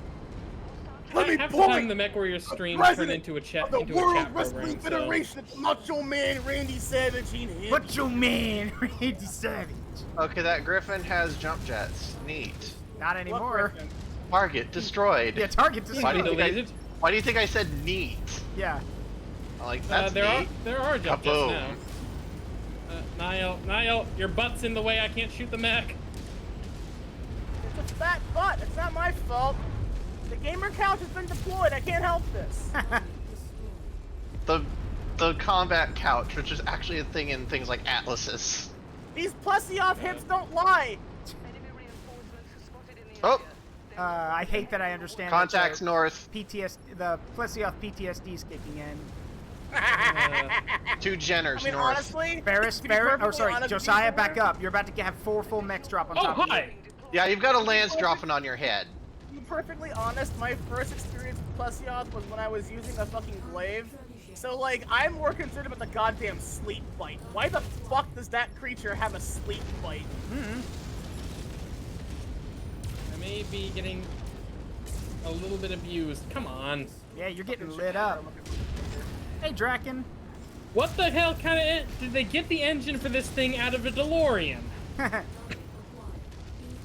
I wouldn't know about your slow mech problems. I can move 40 miles per hour backwards and 81 miles per hour full speed going forward. Yeah. Clanner. Show off. Fucking clanners. Brad. Reposition. Come on. Oh, you little crap What down. kind of goblin? Shit. What kind of goblin did you just summon? Do you really want the answer to that? Oh. Shadowhawk. Finish that Shadowhawk. Yeah. I like what Draken You know that I have a hyena Seems to have cackle. How deceived. can I not do the gremlin laugh? Also, Jeez, here comes another one. Also, John. Another one coming. Ow. Also, I like what I think it's John, the reactor went critical. I like what Josiah says, Nile. Line up to fire. No, I like what Draken said when Josiah said, "Great Scott," says, or mentioned the DeLorean. Great Scott, who took my engine? Well, that's the funny thing about that. It's like the DeLorean was physically incapable of reaching 88 miles an hour, so they had to gimmick it to make it look like that in the movie. Yeah. When this thing hits 88... Beautiful car. Yeah, when this car hits 88 miles per hour, you're gonna see some serious shit. Wait, it was actually physically incapable of that. Yes. That's interesting. I didn't know that. Yep. Yeah, the DeLorean was a gorgeous machine, but the engine was the most pitifully underpowered thing for a sports car. So what was its top It's like speed? not very good. Not good. Was it under 60? No, Crap. it could I reach think 60. No, it had to reach 60. It has to reach highway speeds. But no. It was like, I remember my grandfather saying, like, because my grandfather, when he opened up his car dealership, way before I was born, they sold DeLoreans. And he I appear to have lost an arm. All right, then pull out. It's time to go. But my grandfather mentioned... My grandfather always said... Jenner, pop yes, it. we can see it. My grandfather always mentioned, he's like, they're good. He was like, they're pretty cars, but they're not cars that you drive around. They're cars that you use to show off. That's all. Yeah, So I think a lot of the aftermarket. To modify the engine to do anything. Yes, actually, one of the common things. So for a hot minute, there was a company that actually bought out the old DeLorean warehouses with all the parts. One of the more common things people would do would be get a better engine put in the thing. You know, because once you put a better engine in, it's glorious. It's just my dream car is a WRX STI Impreza. That's not bad. I drive a Impreza as my daily, like a so 2011 one. I want the blue one with the gold rims and the big spoiler. That's what I like. Simple, affordable. It's a 4-door sedan, so you got space to spare, and it's also a good rally car. Like it's nice. It looks nice. It drives nice. I've seen, and it also is practical. So Yeah. you know what? Oh, yeah. Good car. Yeah, I've And got it's also the right 08. for street racing modifications. Yeah, I have the 08 Impreza, and I've put that thing through some hell. A DeLorean in Fast and the Furious. That better be a pimped out DeLorean then. I appear to have my enthusiasm has apparently Your made me enthusiasm suffer. is just like Ferrus. It costs me money. Yeah, your enthusiasm is just like Ferrus's. It costs me money. And this Big oof. is You lost. this, folks, you is lost. why- You lost $3 million worth of equipment on that Warhammer. Almost 4 million sea bills. That Warhammer is mine, by the way. Yeah. We didn't get paid much from that. Well, we did come out with a bonus of 1.2 million sea bills. Yeah. to be That's all fair, going towards it's, repairs on the Warhammer. to be fair, Yeah, there's that's a 55% markup in this system. No, that's So- because we're not. That's because we're not in an industrial sector. I just warped us to one, so we can fix it here. Ugh. Yeah. When this thing hits 88 miles per hour, you're gonna see some serious shit. Then pay with your But Doc, blood. how's it gonna get that fast? How's it gonna get that fast? Simple, Marty. I duct taped a rocket to it. Duct taped a rocket to it. That's good, Thomas. Good grief. It's your kids, Marty. Something's gotta be done about your kids. What do you Can mean?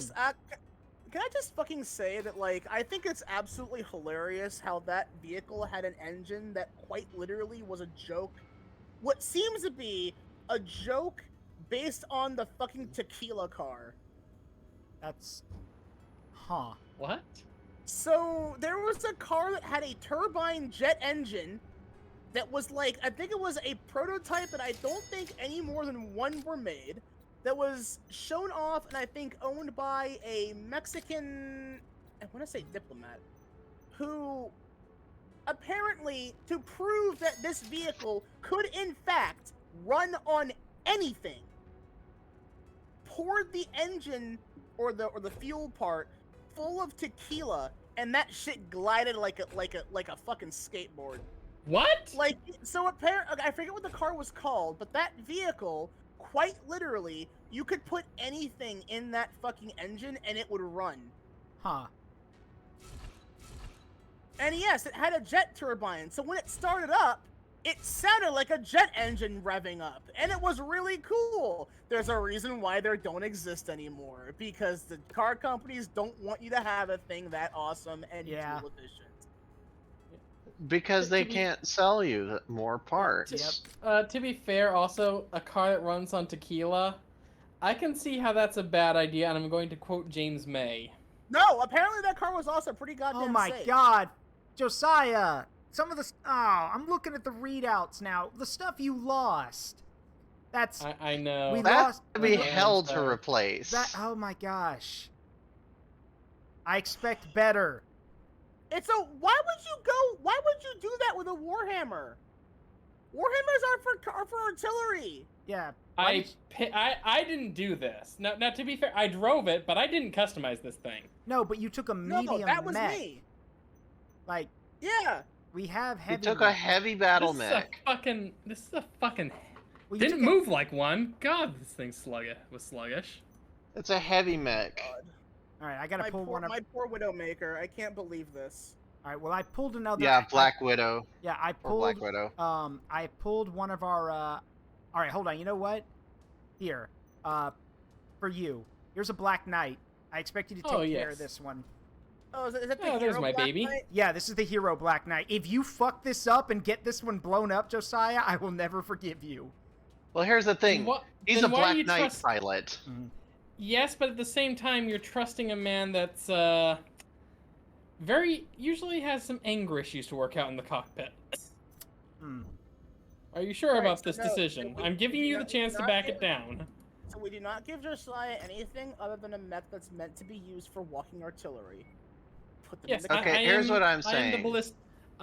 I am the ballistics man. My philosophy on life when it comes to mech combat is quite simply, Sir Isaac Newton called and he said, "Fuck you." Okay, then we put you in a catapult. Yeah. Well, I was thinking we could missile boat. God, yes. Because that's the thing. If you have issues where you can't walk up to these bigger things and then not want to slap him in the face, put you into a thing that literally is the exact opposite of that. Also, I know the answer. Also, I know the answer. What is it? Stop it. Put him in the Bounty Hunter too. Which mech is that? The Marauder. Okay, yeah, there's more. We have it. So yeah. Okay, so yeah, here we go. Mexican President Adolfo Lopez Mateos ran one of the cars on Tequila after Chrysler engineers confirmed that it would do so. The engine produced 130 bhp, which is like 97 kilowatts. British horsepower. 97 kilowatts at 36,000 revolutions per minute. Wow. 425 pound per foot of torque, and idled between 18,000 and 22,000 RPM. It was the Chrysler turbine car.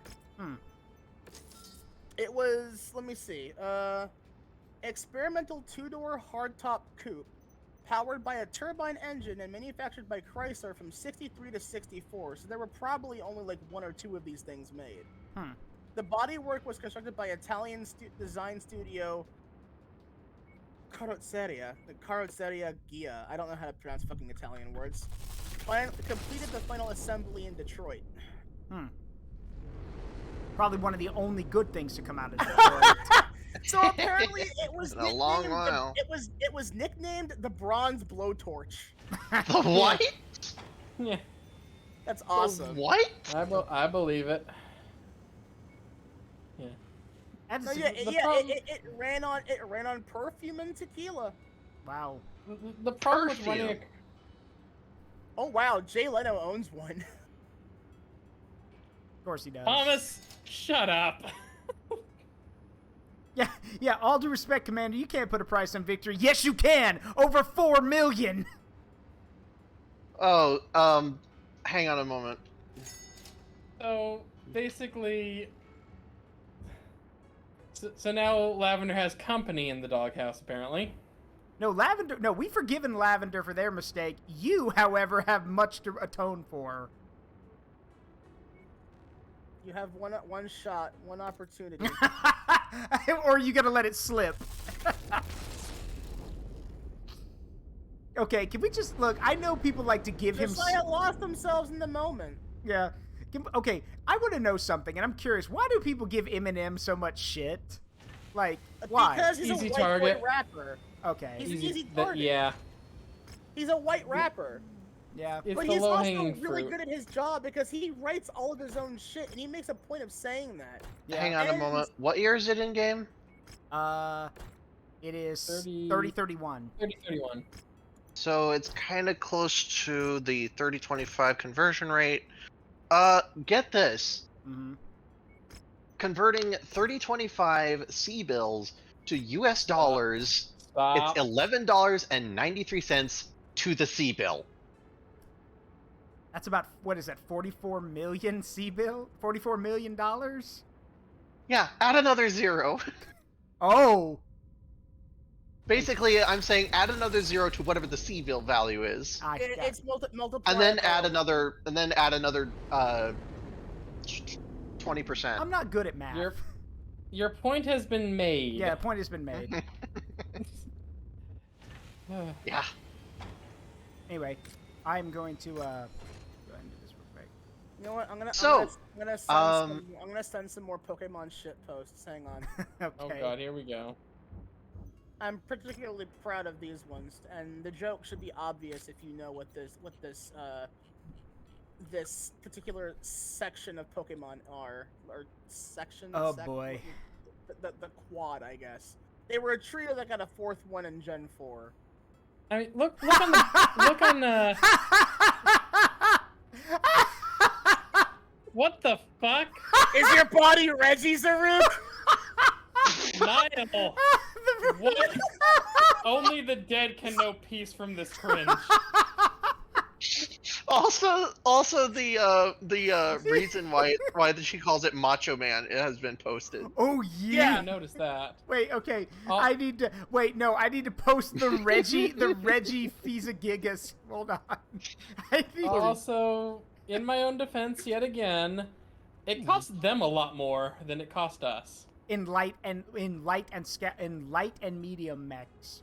But yeah. Well, And no, now they sent all us in very two. small, pretty pieces. Anyway, here I will show. It I will cost them show. dearly in I will show pilot. the Reggie. The Reggie. Jesus. Nile, why? Reggie Gigas. The Reggie Gigas. Oh no. Why? Yeah. Now you are now imagining. You know what I Is wanna your do now? body I wanna- ready? No, is your body Reggie? Come on. Ooh, ooh, ooh. I want to take an interview or when Reggie's up on stage and replace Oh, his no. audio with Reggie Gigas noises. Wait, have you seen? Wait. Who has seen Nintendo's E3 presentation where they had Robot Chicken animate everything? Who has seen that? Please tell me y'all seen that. Are you shitting me? I don't remember that. Are you shitting me? Y'all haven't seen that? Black Oh my Thomas? God. Sweet Arceus, Giratina, take the wheel. Drive us to hell, Giratina. It belongs there. But no. So there was a year. God. There was a year where Robot Chicken animated everything Nintendo did for their E3 presentation, and all of the Nintendo people were in on it. Even Reggie. Reggie was so in on it. That was so into it that he actually, after it was over, asked Robot Chicken if he could have the action figure they used of him, and he keeps it. Yeah. That sounds about right. Yeah, and it's funny because he mentions Reggie is friggin' awesome. he comes over, he goes, and He now was. speaking for Nintendo, great. Reggie Fils-Aimé, if you say so. He's like, welcome to E3, Nintendo fans. He goes, I hope he goes, we have a lot of great games on display for you today. He goes, and someone in the crowd's like, oh, great, another Mario game. Don't love your tone, but actually, no new Mario game this year. And Mario's in the back. What?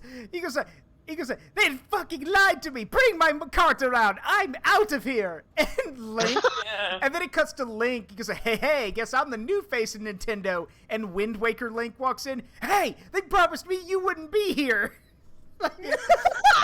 And it's funny because Wind Waker Link's name forevermore for me is Butlet. it's funny because then that same guy in the crowd is like, come on, the same guy in the crowd's like, come on, Reggie, give us Mother 3. How about this instead? He eats a fire flower and then shoots a fireball at the guy and bursts and ignites him in the crowd. There Hey, should be believe no we are Mother on 3 for fire. you.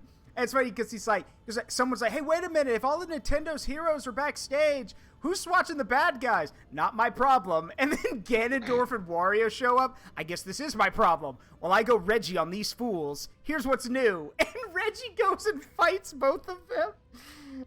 This is the same guy who, is known for saying, my body is ready. He is My body is ready. yeah, he's hilarious. And when he did retire, so many people were upset. And he said, he goes he mentioned, he goes that he didn't want to retire, but he wanted to spend time with his family and enjoy his life. But even now, at his new, wherever he is, he still has so much influence that people are still coming to him and asking for advice. So he's a cool dude. I like him. Reggie is fantastic. It's also funny. I need to I also just now put the thumbnail that I made for the episode of Explorers of Sky where I went through the Reggie Gigas dungeon. I put that in the chat. Oh as well. no! Oh no! Seeing them all in one image is great, huh? See, also, the one above that. If you remember, if you remember Land Before Time, go be sad, asshole. Yeah.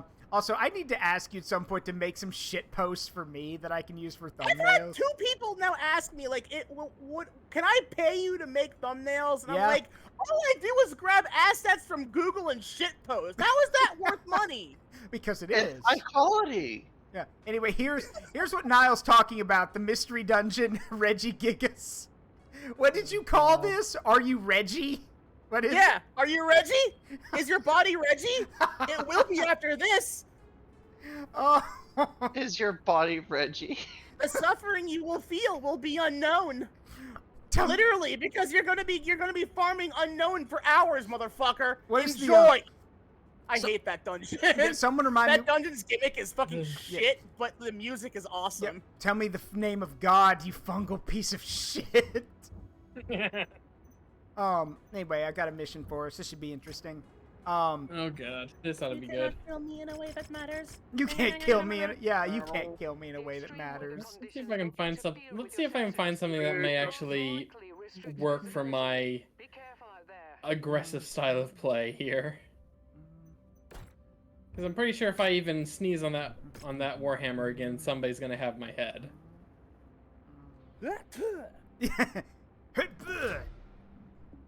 That's actually one of my favorite gags from fucking Zoids. There was a bit where I think it was like Lena got kidnapped by the Backdraft group in New Century Zero at some point. The antagonist force. She was chasing Bit because he walked in on her while she was taking a shower and he had no idea she was in there. And she chases him through the desert while he's like butt-ass naked, driving a Jeep, running away from her while she steals one of their other teammates' fucking terrorists and launched missiles at him. What? Yeah, that's Lena's character. She's a fucking hothead, and I Ready love up, her. Josiah. And in the episode, like as Backdraft group contacts them, and like we're holding your daughter for fucking ransom. So have an unofficial Zoids battle with us, and we'll give her back if you win. But like as the guy's telling them this, you can hear her screaming off camera and like beating the shit out of everybody who's holding her captive. That sounds like a you problem. And then he goes, "Excuse me for a moment," and it goes to like a be right back screen. And they're all like left dumbfounded staring at the monitor, and then you hear Brad off screen sneeze. Excuse me. and then he comes back, like the hostage guy comes back, and he's all fucked up. His glasses are broken, his hair is a mess, and his outfit's disheveled. I'm like, yeah, that's Lena. In fact, by the way, Lena Toro's in the Japanese version of that show. She's voiced by the same lady that voiced Sartoria Pendragon in Fate. And I bet you love that. Voice actor, and that shit's hilarious. And when I found that out, I lost my shit. Every time. I hate these fucking artillery. You know what? I have enough 820s. Whoa, that was a big lag spike. Goddamn artillery. Stop it. Stop shaking my fucking screen. Stop it. Get some help. And Whoa. missiles. Fuck your artillery. Shit's giving me a Have some missile.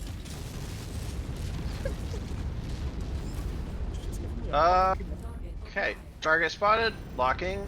Firing. You missed. It's an LRM! You And I threw a lost snowball lock at him. midway through. Threw a snowball at There we him, go. and I missed. Kaboom.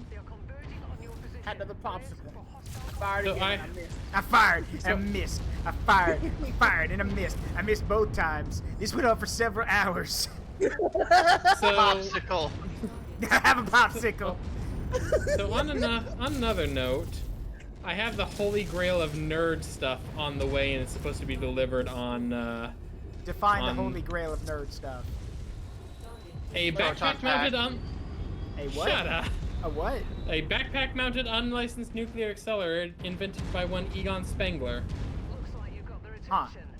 Oh, a proton, Proton pack. pack. Oh yeah. Pack's not a toy. The wheels were turning. The wheels were turning. Yeah.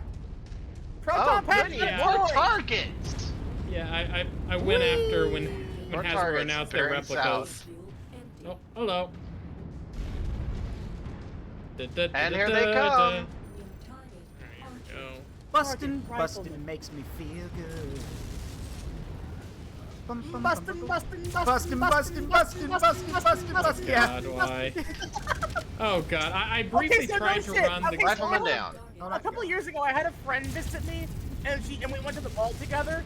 But while we're on the drive there, she pops in her shitpost mixtape, and I hear the beginning of the Ghostbusters theme play. Like, oh, I know this one, and then it breaks out into a wrong key, and I'm like, wait a minute, what is this? My first time hearing that song was in a car ride to the mall, and I'm like, you know what? This is incredibly on brand for you, but also, what the fuck? Yeah, my expectations were skewed, but what the fuck? My expectations were low, but what the fuck? That's better than the first time I heard it, Nile. Oh, hey, Nile, look over here. Want to see something cool? Watch this. I must go. My planet needs me. That joke has been made many times with jump jets. Hey, no DFA. Incoming. I'm actually going to try to DFA somebody. Why not? Incoming to the northwest. I see him. You're going to get your legs blown off. Yes, the first time I heard that one, Nile, was actually when I was DMing a session of the Ghostbusters RPG. Oh no. Which, I didn't expect that. This is thematically appropriate. I did not expect, especially since one of the characters, one of the players was playing basically a Spanish adult telenovela star that didn't know what he was here for. He what? Captures ghosts in Spanish. He thought he was applying to some kind of high-end porn studio and not Ghostbusters. To be fair though, you wanna fuck a ghost. I mean, that's what happened to fucking Ray. He got sucked off by a succubus. In the movie. Why is the boss running that way very quickly? Because there's a thing. Does he know something I don't? No, there was a battle mech. There was an enemy over there. I got it. It got stuck. Gotcha. Wolverine. Rifleman lock. Oh, never mind. Rifleman coming forward. Rifleman. The waifu man. Oh no! Don't. We're human. Wolverine locked. We are human. We all make mistakes. We all fail. The design is very human. Yeah, the design is very human. Flawed. The risk I took was calculated, but man, am I bad at math. Mm. Fuck that. Oh, but I have a big gun. I have two big guns. See? aim to yeah, I like what Thomas says. Aim to laser rifles. Like him, Centurion. Very roughly. And then your Centurion actually slaps the other mech. Strike him, Centurion. It's actually okay. You know what I want now? What I want now is him, Centurion. AC-10 firing. No. What I want is I want art of Zaruk in his mech saying "Strike him, Centurion" very roughly, and the next panel is a Centurion doing the Will Smith slap. Strike him, Centurion. Perfect. Perfect. I need that in my life now. Or better yet, just or literally, you don't even have to put me in a mech. Just have me off screen, like in a bubble, saying "Strike him, Centurion," and have the Centurion like Will Smith slapping somebody. Yeah, I'm down with that. Oh joy! More targets. Oh no, you cannot shoot down the top ship. Thomas, Sorry. please, Thomas, do that. Thomas says, "I'm gonna draw Zaruk strapped to a mech via baby harness." Please do that. No. Please. Cyclops. They're trying now. Yeah. He's dead. They had a They Cyclops. finally recognize us as a threat. Took them long enough. It's like they figure, all right, we're just gonna make it as simple as it's only. What did you do? What did you do? Niall, what did you do? Niall, Oh, I wish I was recording this. what'd you do? This charger on my screen, when it died, it slurped into the ground and then shot up in the air like a rocket. I must go. My planet needs me. Oh my god, that was amazing! Okay, so that what was- were you saying, John? Or St. John? I don't even remember now. Dang it. Something about why they were finally taking us seriously? Yeah. Yes, they were like, oh, it's just 4 defenders. This will be a piece of cake. And they're What's dead. that And they're livery? They glance. It's like, What's that unit what's that icon? emblem? Oh, fuck, it's the Magpies. Yeah, it's the Magpies. Oh, Also, fuck, it's these yes, guys. Also, yes, no, Thomas, you need to draw Zaruk hooked up to a Centurion in a baby harness and have him saying, "Strike him, Centurion!" Like, it just, like, commanded the man. Well, not just a baby harness, but also having an old school 80s style neuro helmet on him. Oh, God. Ears sticking out. I am Mechwarrior. No, make it a I colander. am Mechwarrior. Make it a what No, helmet? balance. A colander. Yeah. Yes, balance the hat on top of the colander. A colander with some screws attached to it, like bolt screws. So Hey, basically, Zaruk. just that thing from Ghostbusters. Had the Magpies logo on the center of the harness, because it would make sense since you literally start the game with a Centurion. Yeah, that's true. So your baby Commander Zaruk, strike him, Centurion, very roughly. Yeah, we're talking about the Mechwarrior Centurion, Thomas. I'll send you a picture of it. Not the Warhammer. CN9-A. Yep. Oh goodness. Yeah, CN9A. Anyway, my Well, the good news- armor's been stripped, so we need to pull back. Yeah, I was about to comment on Let's that. Look at everyone's Well- health bars. Yeah, it's like I'm about to say. The good news is this time my machine seems to be holding in one piece. The Funny bosses, enough, however, I think you're actually the one who's taken the least fire. You're actually the one who's in best condition. How see, funny. I do learn. Yeah, you It- learn. I can be taught slowly. I wouldn't call that slowly, but sure. Actually, because you could probably find the picture faster than I can, Lavender. Can you please send a picture of a Centurion in the Discord? Thomas's Sirius Starfinder, one of the other On guards. it. Yeah, can you send him a picture of that, please? Serious star. Yeah. Huh? Serious, probably as in the Yeah. probably as in the star. Yeah, and Sirius, and so here's the thing. It's actually funny because I think Nile. Zaruk, no. Yeah, I don't think Nile has told me this, but like out of all, like we've done the math, out of all the heights of all the imps in the Forest of Memories, Jaeger's the tallest because Jaeger's like 3'11". Jaeger's pretty tall for an imp. Sirius is the shortest. Sirius is like 2 foot. What is it, Thomas? 2'6", 2'8". Like Sirius is short. I don't know how tall Nile's imp is. I mean, I maybe not know how tall hers is, but just from a fleeting glance, I'm pretty sure hers is the widest. That is probably quite the accurate. competition among the imps. Yeah, no, you need to see Sirius. I think Sirius has that on lock, unfortunately. You're kidding? Ayo, no joke. Yeah, but I can expand though.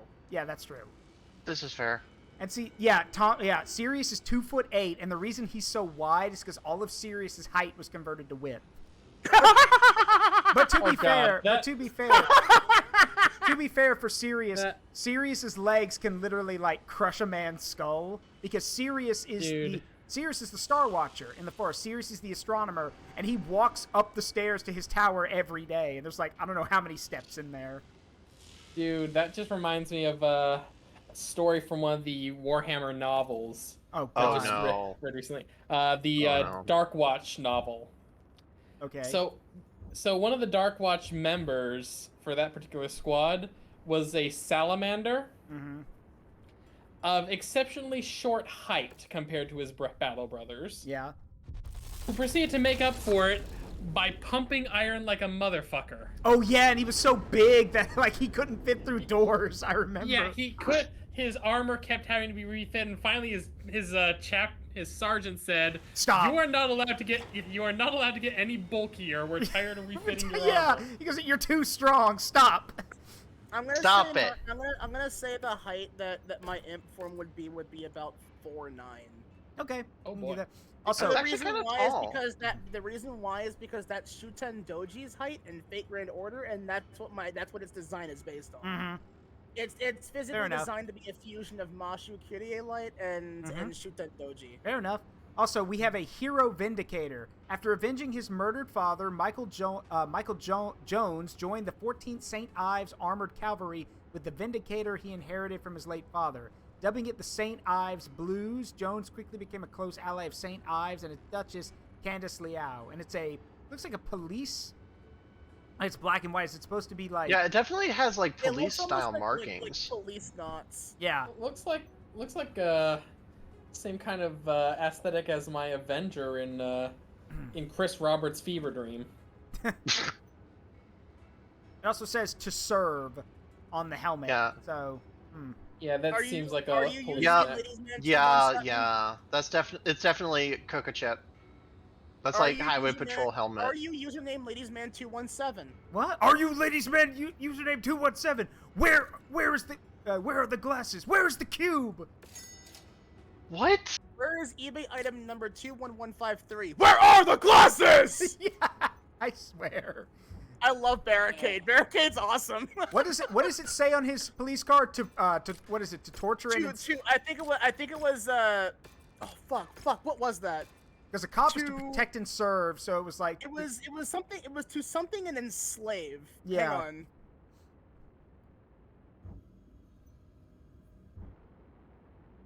Ugh. Oh, why is that fucking so res?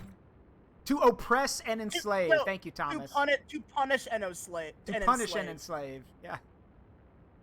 Jeez. And it's also That's, a that's 2009 basically- Ford Mustang Celine. Yeah. It's a Celine Mustang S281. I love that car. It's a cool car. I mean, to be fair, like that was one cool thing that the Transformers movies did, is that every one of the Transformers had, like, all of them had really good taste in vehicles. So. Oh yeah. You weren't going to get a Prius Transformer. You Well. well, I mean. Then we got the twins though. Yeah. I was about to comment Bigger. on those I mean- knuckleheads. Y'all need to Those stop. knuckleheads. Y'all need to stop. You're making Nile too powerful. Like, no, you don't understand. You should look at my stream. Like, No, I know. I got it up. I see it.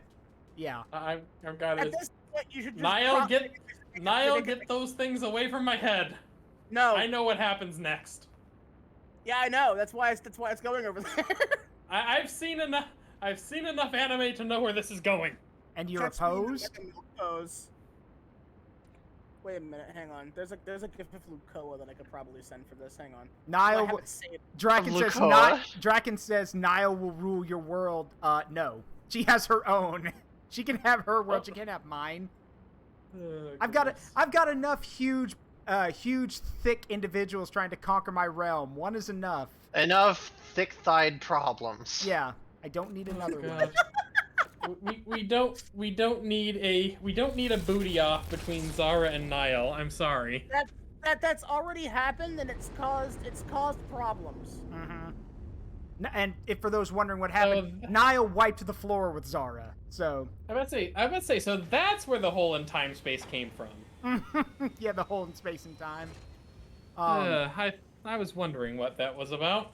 And for those of you who are new here who don't know who Zara is, there is a Zara redeem. There is for a channel redeem. for channel Oh, points. Yes.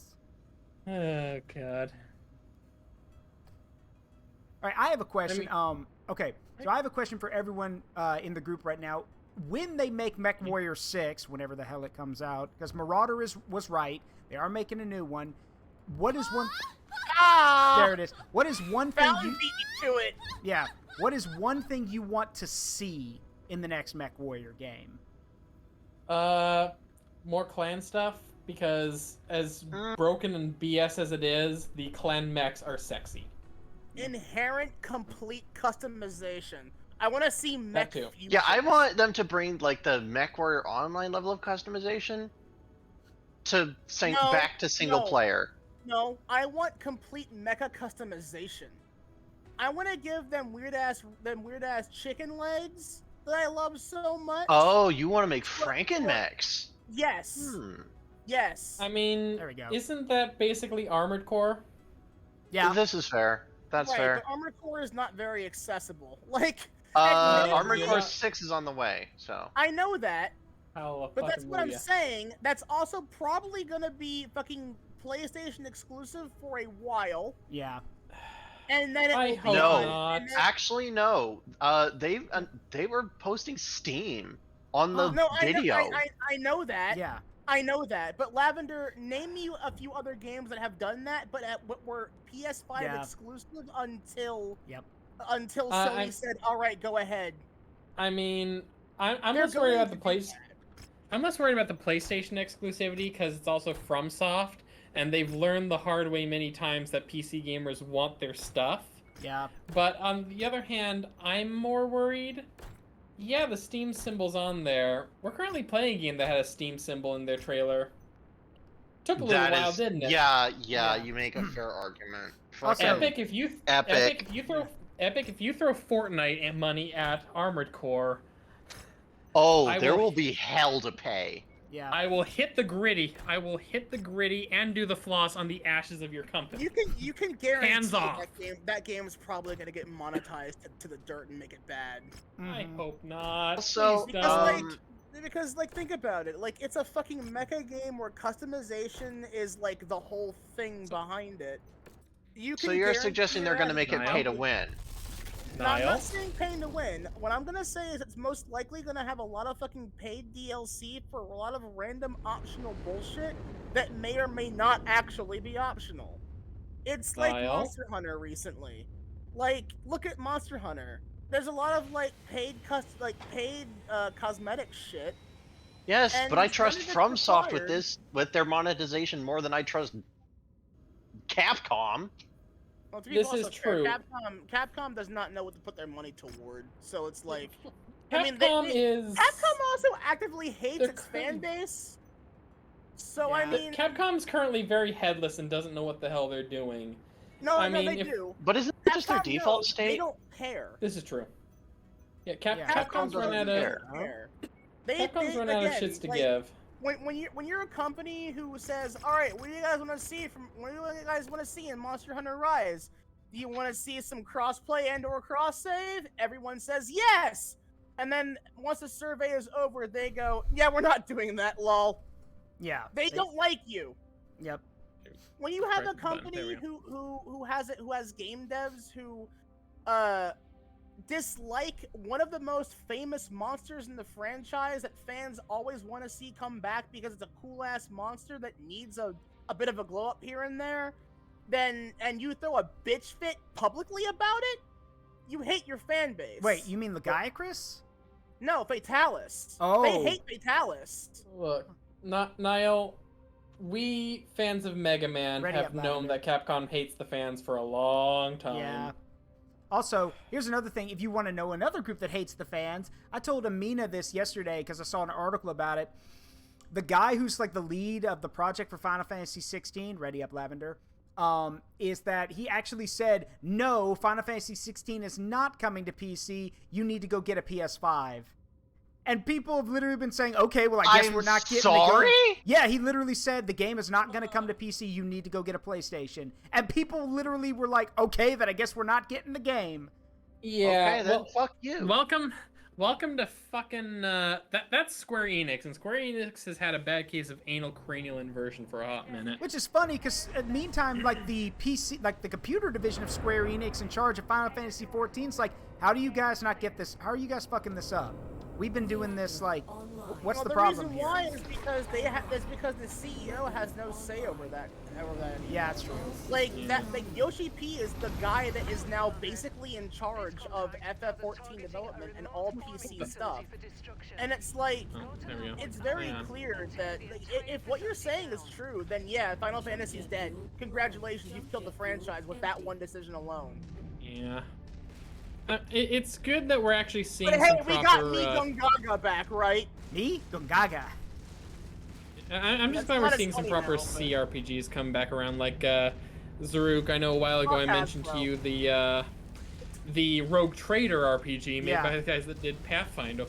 So. Oh yeah. By the way, I'm gonna this for current event shit. I'm just gonna say this right now.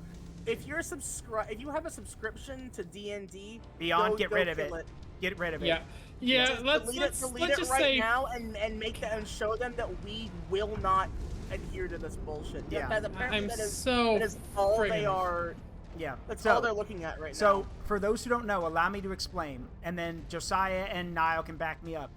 Today, a Wizards of the Coast employee who basically couldn't take it anymore leaked a bunch of information that was private to Wizards of the Coast about D&D's OGL thing they're making, and it openly admitted that they are aware that we do not like OGL. They are aware that it pisses everyone off and that no one supports it. So they've agreed, like they've been behind closed doors. They say they're going to delay its release, but all they're obsessed over, like the main thing they keep talking about is, as long as people have their D&D Beyond accounts, it doesn't matter. We need to make, they are money to us. That is it. We're making money.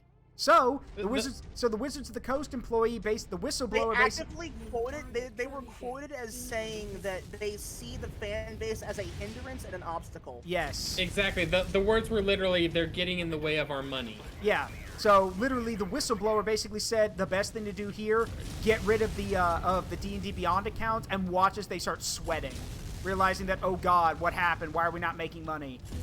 So. Basically, so if you have an annual D&D Beyond account, kill it. Just kill it. Oh gosh. So that J. Edgar driver, if you just didn't see it. It's dead. What about it? It's dead because it attempted to pull a Dukes of Hazzard it just without a did general jump lead. the cliff? Oh no. Yeah, it cliff dived. It's like, this is... Looks like behind us. Looks like them J. Edgar boys are in big trouble, thinking they can make this jump. We got trouble behind. Not anymore. We had. You know the sad part is? What? The only exposure to Dukes of Hazzard that I have is one particular scene in that movie Species. Oh gosh. Yes, Tom. Yes. Eve is watching Dukes of Hazzard. Yes, Thomas. They literally were quoted as saying that they see the fan base of D&D as an obstacle and a hindrance to their money-making process. So congratulations, because we don't like the decision that corporate made in their incredibly out of touch way. Yeah. So they see us now. They see everyone as, well. There's the thing. I don't care about D&D regardless, but like this is bullshit and we can affect this. So I say pick up a storm about it and make it funny. I'm also gonna say, honestly, it's been known for a hot minute that Hasbro is woefully out of touch with their communities. Yep. Here's the thing though. Hasbro is also currently in the red. They're going bankrupt. Yeah, they are. Yeah, I mean, Nile, just ask anybody that's been in the Nerf community for the past several years what they thought of Nerf Ultra. Oh God, I've heard horror stories about that. I'm not really Would you like me to enlighten y'all, because I actually follow that community?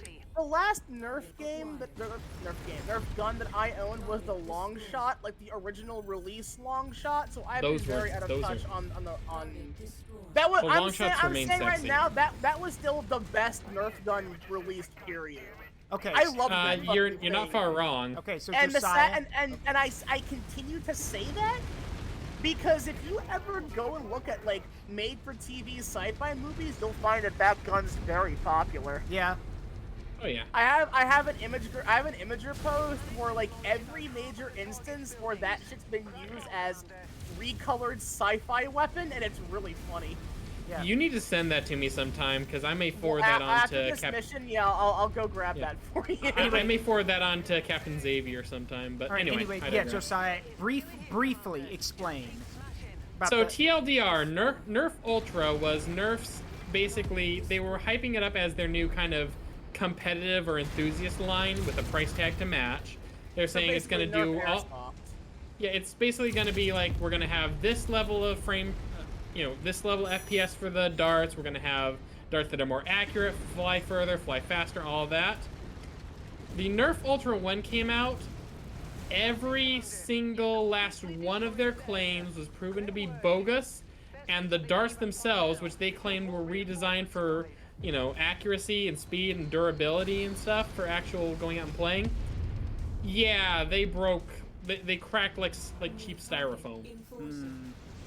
The Ultra line was literally the most overpriced garbage, and it was the worst possible time for them to do it because Dart Zone had just released the Adventure Force, the Adventure Force Pro line, which was everything that Nerf said Ultra would be and more. No, yeah, it was literally a reactionary thing.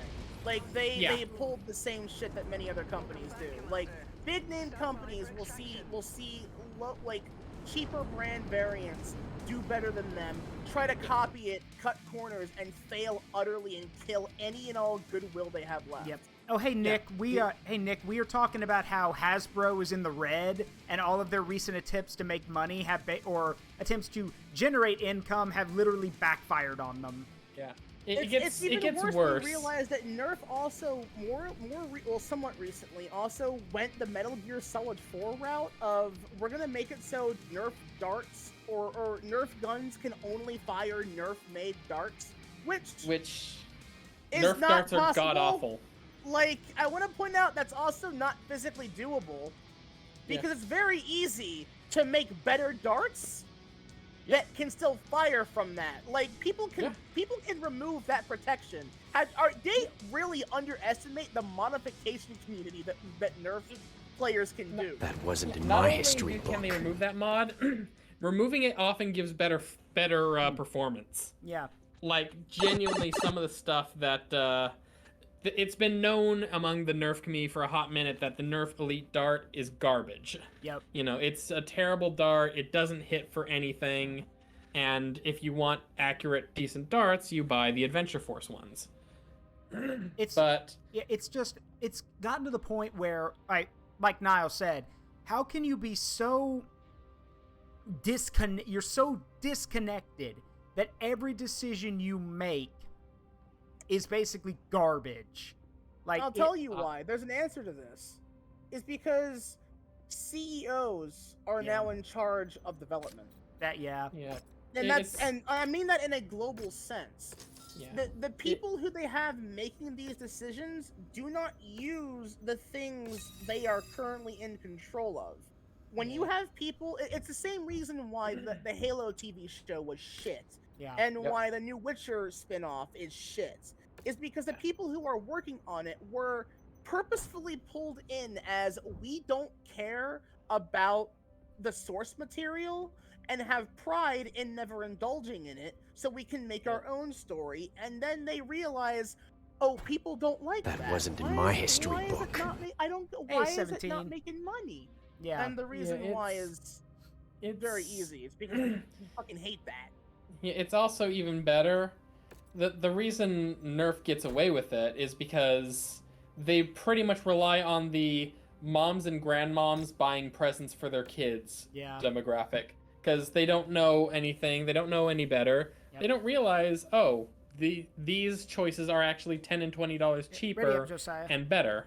Yep. Oh, sorry. At this point, it's gotten to the point where it seems like Hasbro is trying to bank everything on these big ventures, thinking it's going to make them money. Like, Hasbro thinks that doing this D&D thing will make them money. Hasbro thinks that the new version of MLP coming out will make them money. Side note, it won't. It won't. Like, again, you cannot.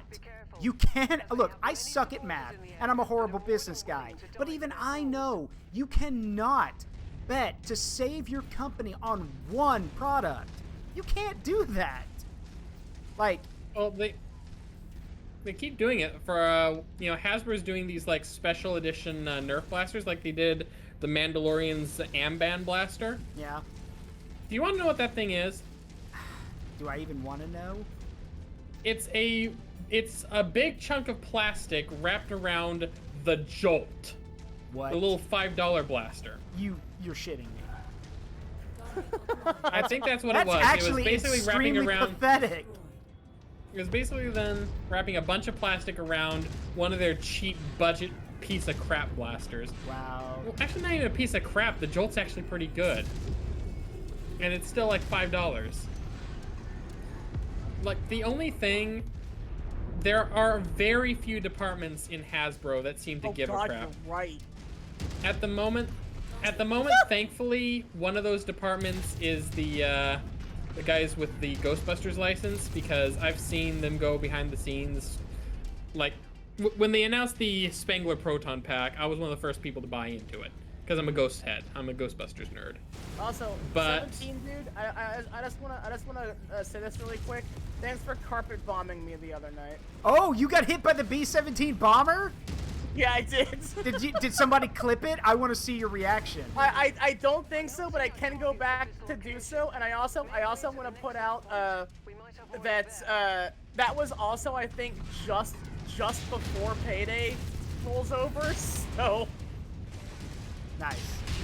I'm very grateful, and I'm still reeling from that. Yeah, again, for those who don't know, 17 Dude is probably one of the most generous guys out there. He supports VTubers, and he is like, I've talked to him. He's super chill. I like him.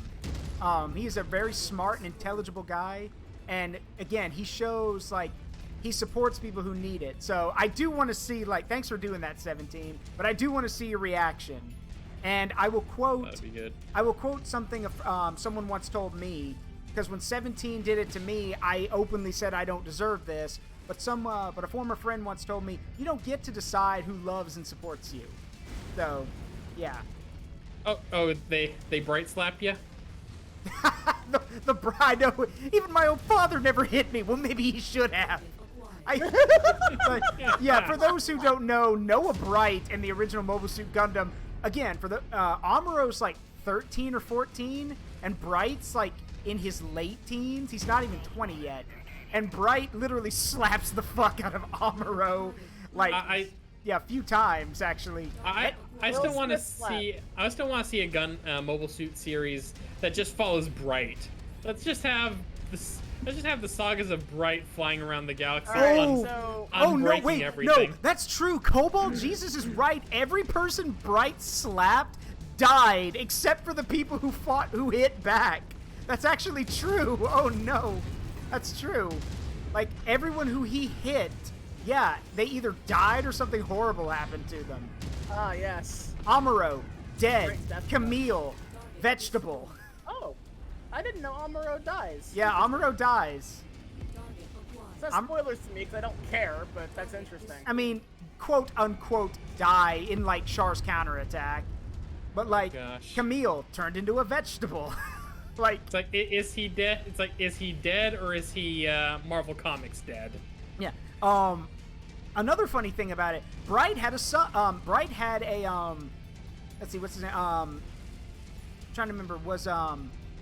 Yeah, Bright did have a son who actually ran off and became like either a pirate or a criminal, if I remember correctly.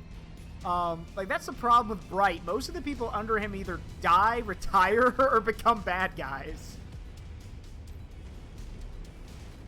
Thomas is right, though. Death respects and spared only those with the balls to hit back. Ugh. But yeah, that's the actual quote. How dare you hit me? My own father never hit me. Well, maybe he should have. I came here Just to laugh the ultimate, listen here, you little shit. Yeah, listen here, you little shit. I came here to laugh at you.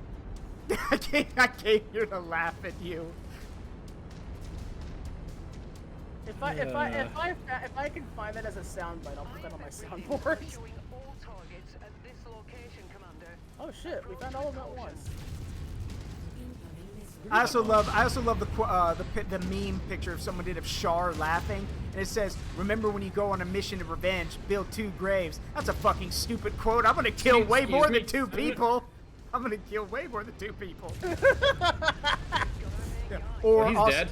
Or also, fuck that guy. Or have a buzz at your face. Yeah, or also, Char, you're betraying me? Not true. I've never betrayed anyone. Char betrays everyone he's ever met. Oh! Urban Mech R6. Yeah, I see it. Blow its legs here. off. Blow its legs off. We need it. We need it to make the meme. I'm busy. I had to murder a large thing. Hang on. Got it. Yeah! We will take that and make it into our mascot. Oh god. Behind us, incoming. Oh, crap. Oh, Josiah, you know about that, right? You know about Rocket? Yeah, I noticed. Zaruk messaged me out of the blue one day and shared it, and I just was like, okay, cool. Why does this exist? Because it was a joke that I made a joke and Zaruk made it real. See again. See, it's like, look, if the Ideas Man was a real job, I'd literally be a billionaire by this point. Yeah. There we go. You would be the Elon Musk of Rule 34 Mecha. No, I wouldn't. No, don't call me that, because Elon Musk is a thief. My ideas are actually pretty imaginative. Yeah. Like his. Her ideas are pretty imaginative. I was doing that to try and bait quotes. There is not a single fucking rich person like that is not a thief. or born it or had a good spawn. Like, yep. Also, Garma. He did give us consumer-owned flamethrowers though, so. Garma, can you hear me? Blame this on the misfortune of your birth. Misfortune of my birth? Char, what do you mean? Don't take this personally. You were a good friend, but I'm afraid I can't have you as part of this anymore.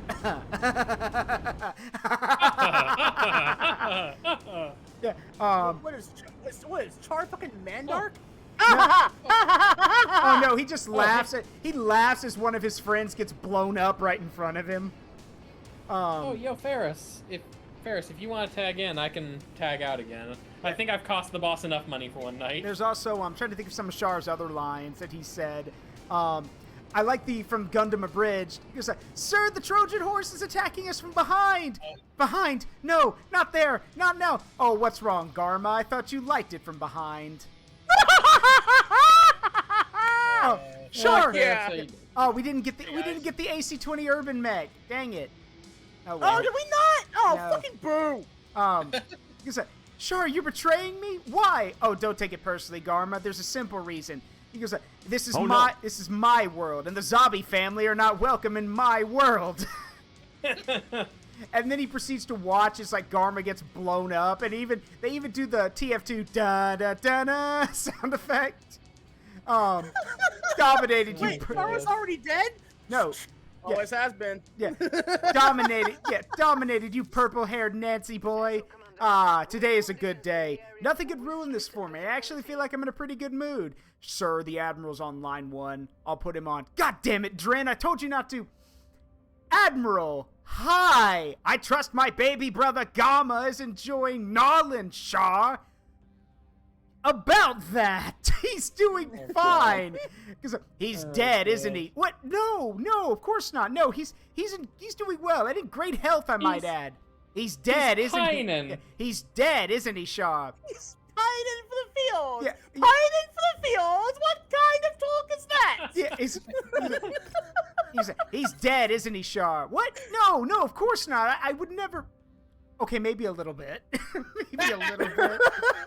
Only slightly dead. Only slightly dead. Oh no. One of the quotes that I actually like from one of my friends. Char technically didn't betray anybody, because betraying somebody means that you actually had an attachment to them. Yeah, that's true. Char never. No, yeah. That's a quote. That's a quote from fucking Vindictus. Yeah. Where there's a character that uses someone's fucking loyalty to them and betrays them, and he goes, "You betrayed me," and he goes, "No, betrayal implies there was ever any loyalty between the two of us," and I'm like, "Yo, Raptor Jesus can get it." I'm not gonna give once context. Ferrus is connected, I'll DC. Yeah. But I'm on right now. Funnier without context. Here, I'll I got it. I mean, you wanna hang around? There you go. I was about to ask, do you want me to stick around? Sure, if you want to stick around, sure. There's also a. I would say no. Yeah, I'm trying to think of some of the Y'all other. are hoot. Oh yeah. It was like, would you like to play a game, sir? Sure, Dren. Let's play. Let's play a game. Can we make it a drinking game, sir? Sure. And they land in the desert of Odessa. He's like, take a shot every time you see sand. And he comes back 3 hours later. Dren, what the fuck? You're still drinking. There's still sand, sir. It's a joke, asshole. It's great. There's even I'm trying to think of some of the other bits. Like there's like all of Char's bits are really good. There's even in the original Mobile Suit Gundam, it's actually in Zeta Gundam, where he's like, Char, you're betraying me. Not so. I've never betrayed anyone. And then it cuts to a video of everyone Char's ever betrayed and gotten killed. And then he's like, ever. I've never betrayed anyone. Well, there was that guy, and then that one guy over there, and then that person over that way. And then there was, she's not there anymore. Yeah, and I mean, this is also Char Aznable, the guy who literally blew someone's head off with a rocket launcher. Yeah. So, Char is you don't mess with Char Aznable. And to be fair, look, ready up whenever you're ready, Ferrus. Is Char an asshole? Yes. Is Char? It says that the king crab is over tonnage. Oh, you don't have the thing, do you? Oh shit! I forgot to get the mod. Yeah, we Lavender, please send it to Ferrus if you don't mind. Yeah. That one with the thing? Yeah, the light weapons mod. You'll then have to install it and then put the mod in, turn it on. Power? Yeah. Oh, that. Yeah, power of voodoo. Hoodoo. You do. Fun fact, I've never seen that movie. Yeah. I just know that as a joke. Yeah, you remind me of the babe. What babe? Babe with the power. What power? The power of voodoo. Hoodoo? You do what? Remind me of the babe. I only know that third joke and David Bowie's fucking bulge. Yeah. Oh, right, I forgot. That man was free balling in them sweatpants and he's hung. Apparently he's pretty hung. He was. Well, that escalated quickly. Well, no, because like all those old movies, look, if you go back and watch any movies where spandex or leotards or anything were included, like, I actually think now that they do that, now they actually go out of their way to edit stuff like that out in movies so you don't see it. Well, of course, because they know what people on the internet will do to them. Yeah. Oh yeah. Like it made sense. My for his God, character. He was the Slide, I Goblin smite King. you! Hello. Also, he got rated again. Yeah, hello, Azzy. How you doing? Welcome, Raiders. We're playing Mechwarrior 5 with a lot of friends today.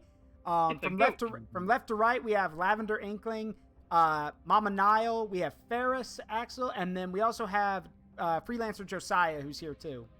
Yeah, I've been benched for costing the boss too much. Hello, money. Mario. Hello, Mario. Hello, little stylus. Hello, Mario. Okay, oh God, no. Okay. How could we fight?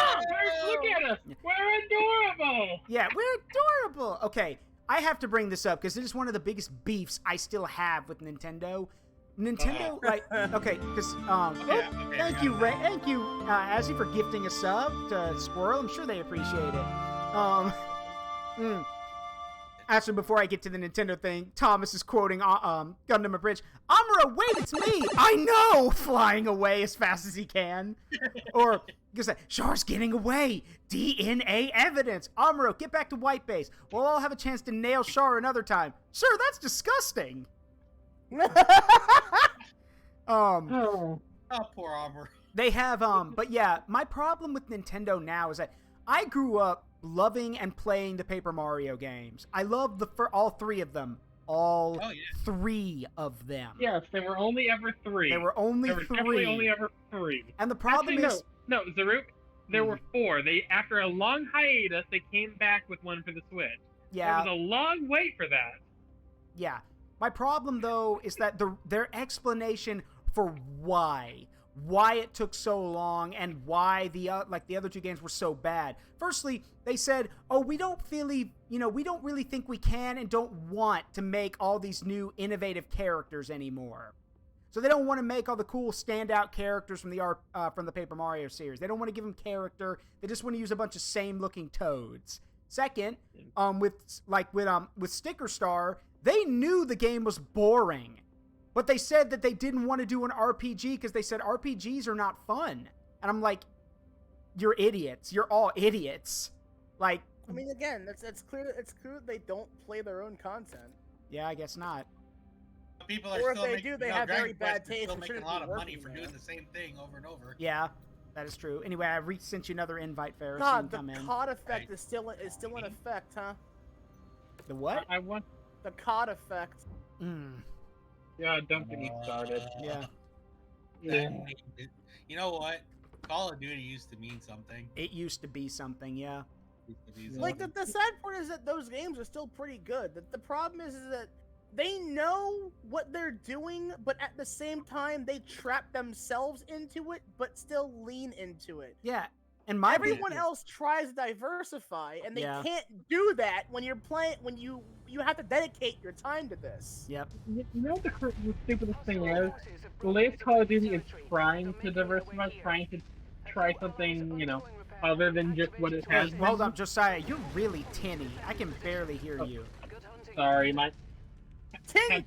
I switched to mobile microphone to deal with something really quick. Give me 1 second. But yeah, the problem now with Call of Duty is that it used to be just telling stories about the heroic people who served, or telling stories set in those periods. now it's become, hey, how crazy and bullshit can we make this? And then when we do tell a historical story, we're gonna lie and say, oh yeah, this all happened, and then come out later and say, yeah, no, we made all this up. Yeah, that's even like...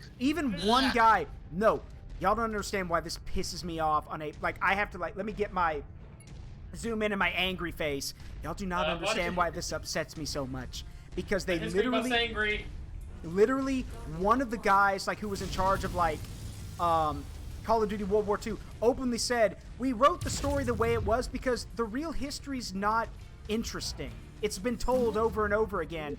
And I was like, you fucking what? It's not interesting. Like, see, Zaruk, I'm gonna say this right now. The people playing Call of Duty are not history buffs, nor have interest in the war history. They're gun nuts. I know, but still. I wouldn't even say that, because the gun nuts... They're gun nuts and esports players. That's, yeah. No. The gun nuts have gone over to play Escape from Tarkov. Yeah. The gun nuts left a long time ago. No, also, I want to ask, were you the last one to use my Battlemaster? I plead the fifth and take no comment. Okay, because these sparks are telling me otherwise. Your comments are fire. You didn't even do it. I'm not bothered by the sparks, mind you. Everything's fine. Everything's fine. I have no idea. Add a festive flair to it. It's fine. I have no idea what you're talking about. Incidentally, do we have any more duct tape? Get that duct tape shit out of here. We only accept flex tape. Yeah, the power of flex tape.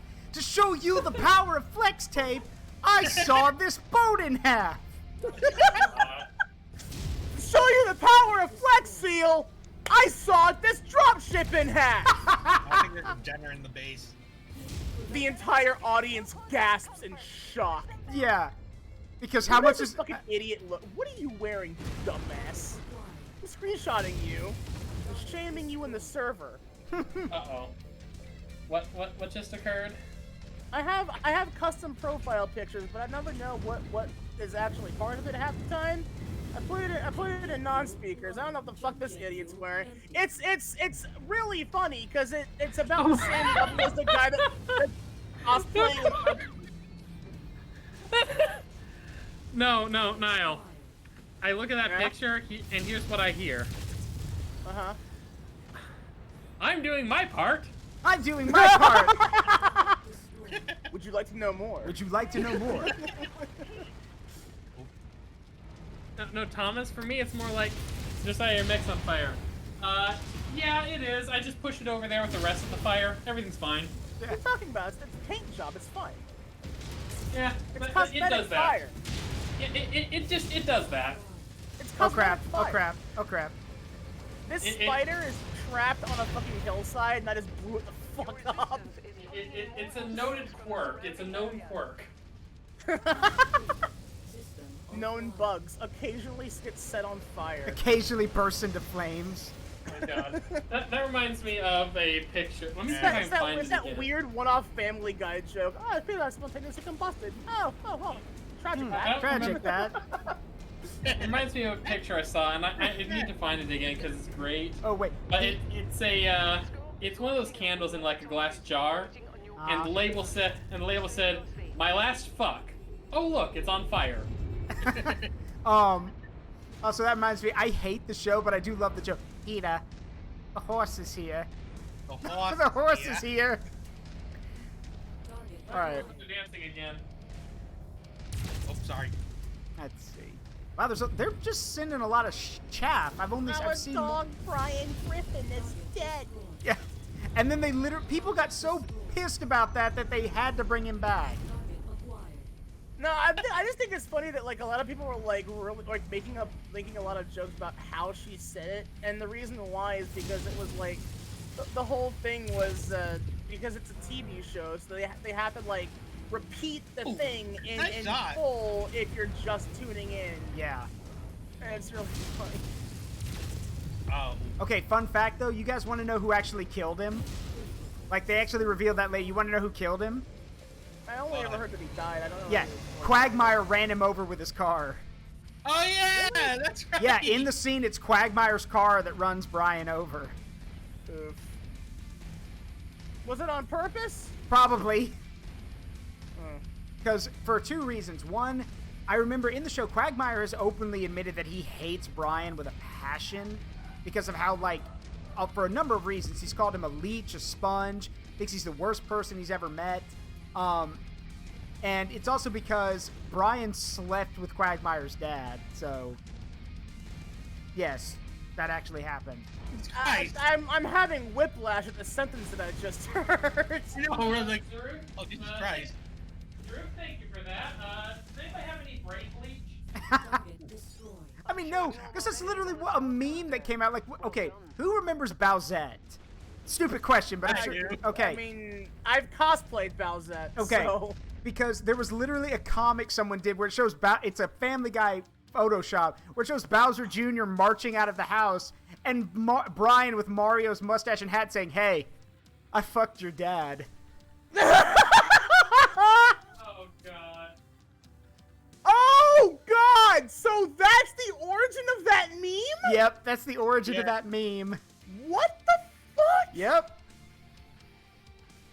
Yep. You're welcome. What can I say except you're welcome Delete this. for this for this knowledge that now curses you. There's no need to thank, no need to pray. It's okay. You're welcome. What can I say except delete this? Yeah, what can I say except delete this? Jesus Christ. Yeah. Also, quick question to you, Nile. Bowsette interpretation: blonde hair, white skin, or dark skin with red hair? I'm literally okay with either. Okay. I only did the red hair one because I have dark skin. Okay, so. the red hair one is better, though, in my opinion. I like the red haired one better. Makes more sense. So, it is at this point that somebody dropped the Road to El Dorado gift. Yeah. Which one? Both? Oh, yeah, both. Both is good. Both is good. Both is good. I love that movie. I'm so glad it's coming back. Like, people. How long have I been muted for? Seen it in its A while. The entire time. Fuck! Operation. Also, I was wondering why you were so silent. You're welcome for the cringe that is now haunts your brain. Yeah, thanks, Thomas. Go ahead. Say again, Nile. I was wondering why Lavender was so silent. Yeah, this you whole were time. muted. There was discussion of an internet waifu, and Lavender was very quiet. I was about to say, well, what I was saying is, why not? Like this. Wait, what? What was that? It always ends like this. It always ends like. I know where that line not is. Not like this. Not like this. I know where that line is from. That's 2B. Yeah, That's 2B. That's when she choked out 9S and killed him. Yeah. Wasn't that the first time? Yeah. Anyway.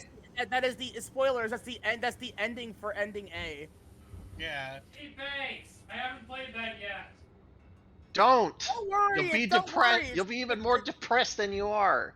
Well, there's the thing though. It's like you could go watch because apparently the anime is gonna be the same story as ending A/B, but I'd say play it because it's definitely way more impactful when you have control over the events of the game. Yeah, it's true. Oh yeah, no, definitely. So, what I was saying is, y'all, why do y'all not consider dark skin blonde hair? Well, that does exist. It's just that it's like the red hairs. Like I'll just say this right now. When it comes to Bowsette, she looks better if the dark skin is not paired with the blonde hair. And besides, Bowsette is Bowser, not Peach. So yeah. Right, but the whole gimmick for the whole crown was that it would make you look like similar to Peach. Yeah. And Nintendo was like, "No, we're gonna be cowards. It only works on her." And yeah, and because so many people got excited about it, and they're like, one person draws a meme comic, and then it spawns the next, like the only joke that people know about Bowser for the next fucking years, 20 years afterward. For the next several years. Nintendo basically went, yeah, we're gonna make this cool new item that lets you have an extra Peach in your party. The internet. And then Nintendo just goes, oh god, what did we do? What did we? No, Nintendo says, oh, you thought it was. There have been self-cessed content shit for the double cherries forever, and they don't see that as a problem. Also, I think we're talking. I think ProZD said it best when they we've just released the Super Crown into the game, sir. Well done. And there's an alarm. What is that? Oh God, it's happening. What is that? It's the internet made it fucky alarm. What? The internet made it fucky alarm. They probably actually have one of those. I wouldn't be surprised. And also, don't forget, I've said this before on stream, and for those who remember, I know everyone laughed, and for those of you I scarred, I'm sorry, but it's true. Don't forget, if anytime Nintendo claims your fan art and basically says take it down and then takes it away from you, that's because they're putting it in their vault because it's canon. Nintendo has an IP law that anything they claim basically is canon. So when they went and claimed a bunch of Bowser dick pics that someone did. Yeah, that recently, I heard about that, and I was losing my shit, thinking that's the funniest fucking thing in the world. Well, here's the other thing. This also applies to other companies. It wasn't pictures. Yeah. It was a fully 3D rendered replica of his cock. Yeah. Oh God. Yeah, it was. His entire package claimed by Nintendo. Yeah. And I'm now I want to see what that looked like, because if we got canon Bowser dick, I want to know. But let's be completely honest here. Look, it's Nintendo. They have a running habit of we're gonna do this thing, and then oh God, what have we done? See also Squids versus Octoling Splatfest. Yeah. Oh my God. Oh God. Splatoon. Just Splatoon. Full stop. Just like we're gonna have this. Also, we're gonna have this cool event to celebrate the new playable character in the game, and then they go, "Oh God, what have we done?" Big booty black girl in tights and twin girls that punch people. Also, ramen clown. Yeah. Also, do I need to mention the fact that with Splatoon 2, with Pearl and Marina, y'all know about the dark hidden joke in there, right? Because another word for a marina is harbor. So, it's Pearl Harbor is the name. Oh, that escalated. I didn't know that. Yeah. That escalated rapidly. Yeah, that slipped past a lot of people. But my favorite thing also, I don't know which movie. I'm gonna say it right now. I guarantee you that was not. I know it probably wasn't. No. I guarantee you it was on purpose.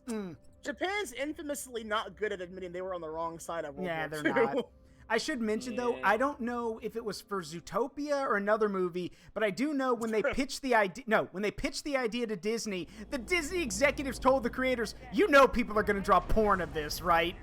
Like they literally told these people, like to their face, like Shakira herself had direct input on her character. Okay, that's kind of cool.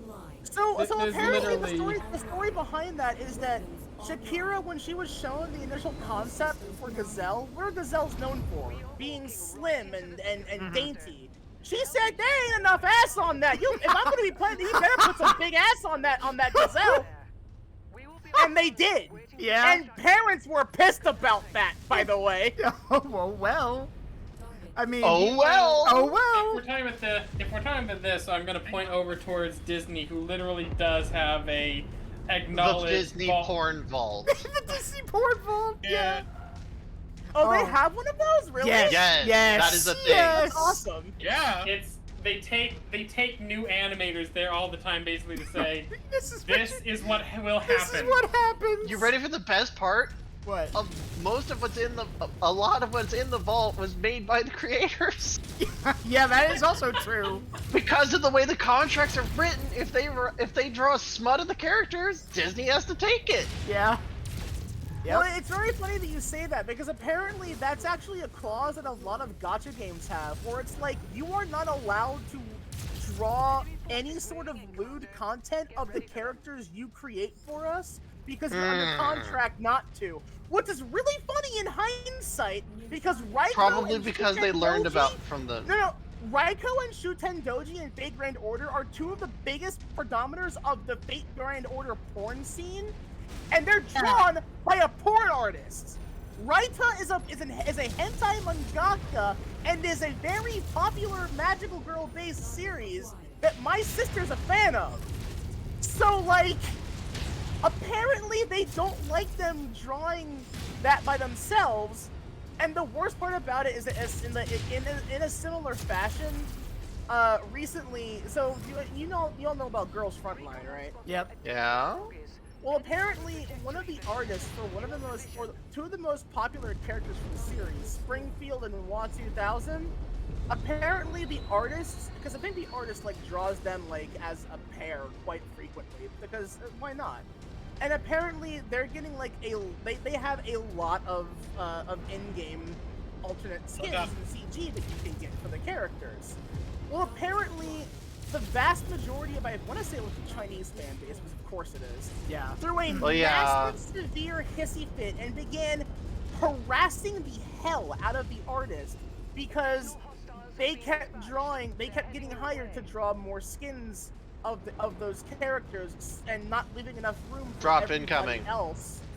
And literally, the artist for Springfield had disappeared from the internet because they don't want to be on the internet anymore because they kept getting harassed over this. I hate people. I hate it. It's always, and again, it's always a Chinese fan base. Casual reminder that when Genshin, and of course, Genshin Impact is usually the predominant notifier here. When they had the whole bunny girl thing happened, apparently the Chinese fan base threw a hissy fit over that because they couldn't get that due to Chinese censorship laws. That's their At problem. the same time, however, they were also throwing bitch fits about the fact that they don't have enough China exclusive stuff when they have more than the West apparently. They do. So it's like the Genshin fan base is like, you know what? I'm just gonna say it right now. They're a bunch of Don't spoiled play children. Genshin. Yeah. Do not play Genshin. The game itself isn't even that fucking good.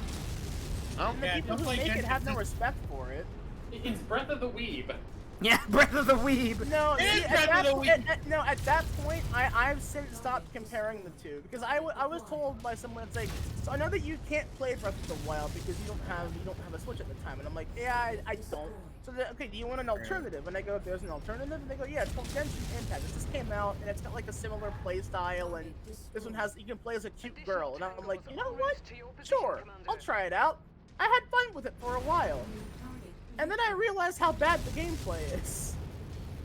Like unironically, when they introduced the snow area, you are forced to rely on a food item that you cannot grind for because it has a very finite resource that also depends on RNG spawn for a specific material that can only appear from the animal that can run away from you when he spawns. So I'm like, what? Commando squad. Wait. Commandos, 2 javelin. Two commandos, a javelin. I'll also be perfectly honest and say that I stopped playing, I think, not very long after Ganyu was released, and I didn't get her, and I'm like, alright, well, I didn't get her, now I have no reason to stop, I have no reason to not to play anymore. Like, when I run it, I'm like, alright, so now I have no qualms about quitting, because I didn't get the, like, if I had gotten her, I probably would have kept playing for a while longer, if only because I really, really, really, really like Ganyu. She is the best looking character, no cap. I'm also an incredibly horny and gay for Mona. I'm not gonna apologize for that. She has a fat butt and I like her. She's also very cute and well written. I like her a lot. I like Fischl too. Fischl's a fucking adorable. Let Chunies live their best life. Although apparently her past is also very tragic. Apparently she's only like that to hide her emotional damage because she had her entire family slaughtered, apparently. Oh. Emotional damage! And apparently, like, her whole Chuny thing is because she created a character for herself at some point that was basically just that. And when when her family all got killed off, she was given a vision, the thing that let them have their powers. And she just took up the identity of her character to, like, you know, as a coping mechanism. And I'm like, God, that's the saddest Chuny story I've ever heard. Fuck. Because again, I was a Chuny way back when, for longer than I should have been. Hey Ferrus, you want to see something cool? Sure. Okay, keep watching that Griffin and watch me. Watch. I must go. My planet needs me. I'm getting shot. If you're gonna Oh my God. this bitch, do it quick, please. Nah. I'll just shoot him from behind with more lasers. That's not very honorable of you. Honor. Screw your honor. Screw your honor. I'm winning this fight. Okay, you know what's the funny thing? Good answers, one and all. I have AC 20s. Yeah. Good answers, one and all. What I learned is that Clanners think that close combat isn't an honorable thing. Yeah, no, they don't. Most of like all the other warrior. They think melee combat is dishonorable, specifically. They think battle mech melee combat is dishonorable. I have a tale to tell of Warhammer related things and how I first started learning about the lore beyond just shoot robot with laser. Yeah. So this was kind of the in-between times. Mechwarrior Online wasn't really a thing yet, and you know, Mechwarrior 4 had been dead for a while. I discovered the MechTech version of Mechwarrior 4 Mercenaries, which, you know, they kind of got unofficial sort of, okay, go ahead, permission to release Mercenary as a standalone free thing. And I found out, oh, there's actually a community playing this on Game Ranger, another program. So I started playing, I started looking around, tried to find a server. Okay, wait. While you're doing this, I'm gonna go for a DFA. Y'all stay here. If I fuck it up, let's leave. But I'm gonna go for a DFA. Just be ready to get us out of here. Charge! But yeah, so I started hanging out on this one server, and they kind of took it pretty seriously with lore and all that. I didn't. I just liked shooting robots because I was a teenager at the time. Over time, as I started playing with them more regularly, I decided to look up, because they had mentioned several things regarding the lore and all that, and you know, basically getting into the characters sort of deal. Wolverine. So out of curiosity, one day, I decided to look up, what exactly was Clan Smoke Jaguar? Oh no! Quit moving! Oh god, he's gonna DFA me. No. I have no contact. Boom! Get popped! No, he's not. Okay. Skeet shooting! Okay, let me try it out on this Zeus over here. Zeus's are slower. That's a Wolverine. No, there's a Zeus over here too. I only do the Wolverine. I'm gonna watch it. I'm gonna go for the Zeus. Y'all get ready. I'm probably gonna fuck this up. Yeah, yes, Ferrus. Needless to say, I started finding a different server to hang out on after that. Oh no!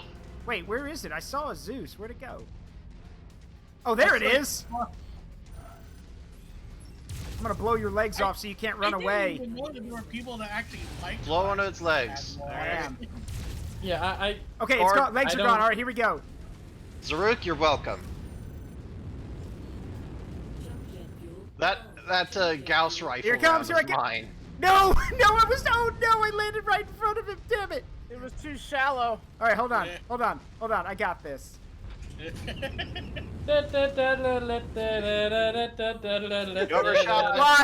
Why?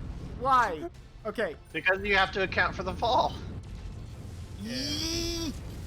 Oh, I hit him, but I didn't stomp him. Hold on. I didn't see any damage. Hold on. At least not to... Cue the It's Always Sunny in Philadelphia card. Zaruk attempts to Goomba stomp a mech. Here coming. Zaruk attempts to No, DFA. okay, get us out of here. Go. Get us out. Go. Go. I'm done. I can't land on him. Just get us out of here. Okay. Eyes on me, asshole. Nile, with the size and proportions of your imp, I think all eyes are on you. Oh no! I was about to kill him! God damn it! Oh, we were both hammering. His legs are totally exposed. Fuck! Come on, man. Fuck you! You get off lucky. It always ends like Oh wait, Nile, you know what, Nile? Yeah, Nile, you know what you need for your soundboard? You need Raiden going, fuck you. Here, actually, allow me. It's a little late, but I think it's appropriate. Shut up.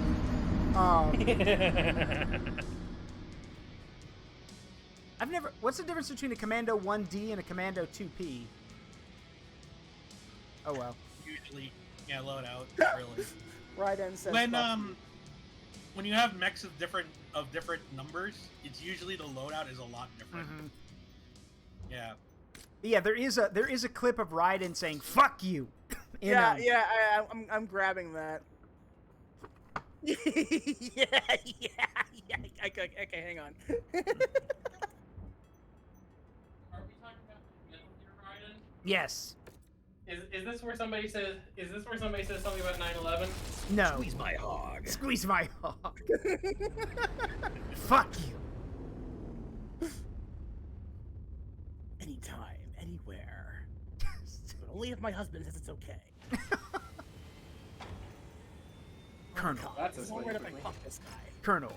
By all means, Snake. Yeah, Colonel. My tummy hurts. I need you to pick me up from school. Or, Master Chief, you mind telling me what you're doing on that person's wall? Sir. Security camera. I've seen that one. Master Chief, you mind telling me what you're doing in that gas station? Sir. Drinking my Slurpee. Sir, or let's see, Master Chief, you mind Master Chief in the shoulder. Yeah, they put the Master Chief in the shoulder. Yeah. Master Chief, you mind telling me what you're doing in the nurse's? Put the Master Chief in the shoulder. Master Chief, you mind telling me what you're doing in the nurse's office? Sir, I threw up. I threw up. I threw up. I threw up. Threw up. Just, yeah, there's Sir, you mind telling me what you're doing in that Discord channel? Sir. Group. Just cut right then and there. Trying to think of some other. Is there a full version of that? No. No. The joke is the joke is that he gets banned. The joke is that he gets banned. Sure that was the joke, that it does just get cut off. Yeah. He gets cut off probably by being banned. Okay, also, so go ahead. fuck you. Yeah, that's it. Fuck you. Also, yeah, you guys are gonna love this. Thomas said, Zaruk, who the hell's piloting my mech? George. Woo. George piloting the mech. Owo. Oh no, it's just Owo. OWO. Owo. I know. Owo. Owo. Oh. Owo. Uwoos. Are we triggering Warframe chat? Wait, does that actually Because does that trigger people in Warframe? Oh, God. it triggers. Okay, here's what happens. Wait, does it? I kind of play Warframe. Allow me to every so often. explain. Yeah.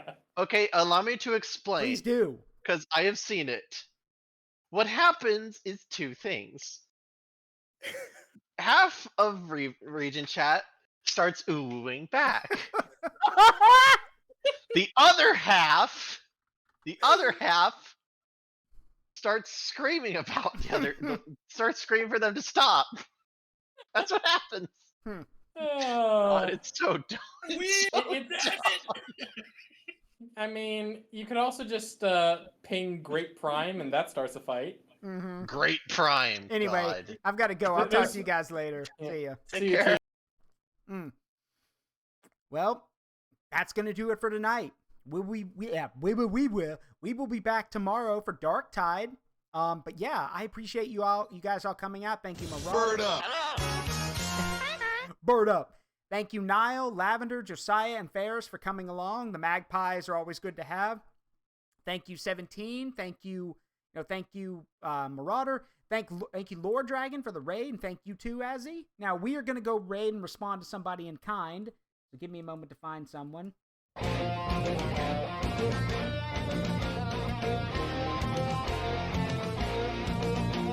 To save our Mother Earth from any alien attack, from vicious giant insects who have once again come back, we'll unleash all our forces, we won't cut them any slack. The EDF deploys. There you go.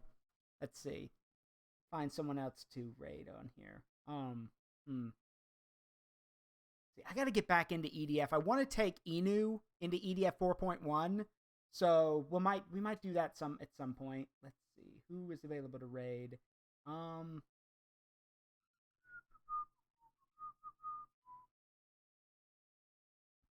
Our soldiers are prepared for any alien threats. The Navy launches ships, the Air Force sends their jets, and nothing can withstand our fixed bayonets. The EDF deploys. Let's see.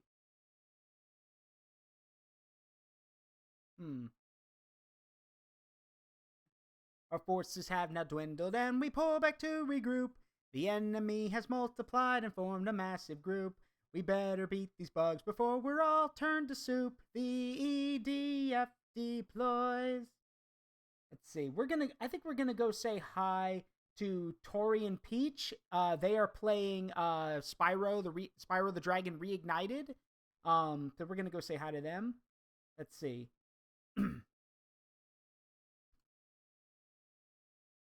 And don't forget, sometime this year, hopefully, please, EDF 6 is coming out. Hopefully. Maybe. But anyway, we're going to go say hi to Tor and Peach. Again, big thank you to everyone who came out. I always appreciate it. It means a lot. I hope you all have a great evening, and I'll see you all tomorrow. And remember, the memories you make in life, good and bad, make you who you are. Don't change them for anything. And also remember that the people you surround yourself with are not only friends, but they should also be your confidants and people who hold you accountable. Nobody gets anywhere by surrounding themselves with yes men. All right. Talk to you guys later. Have a great night. Love you all. Bye-bye.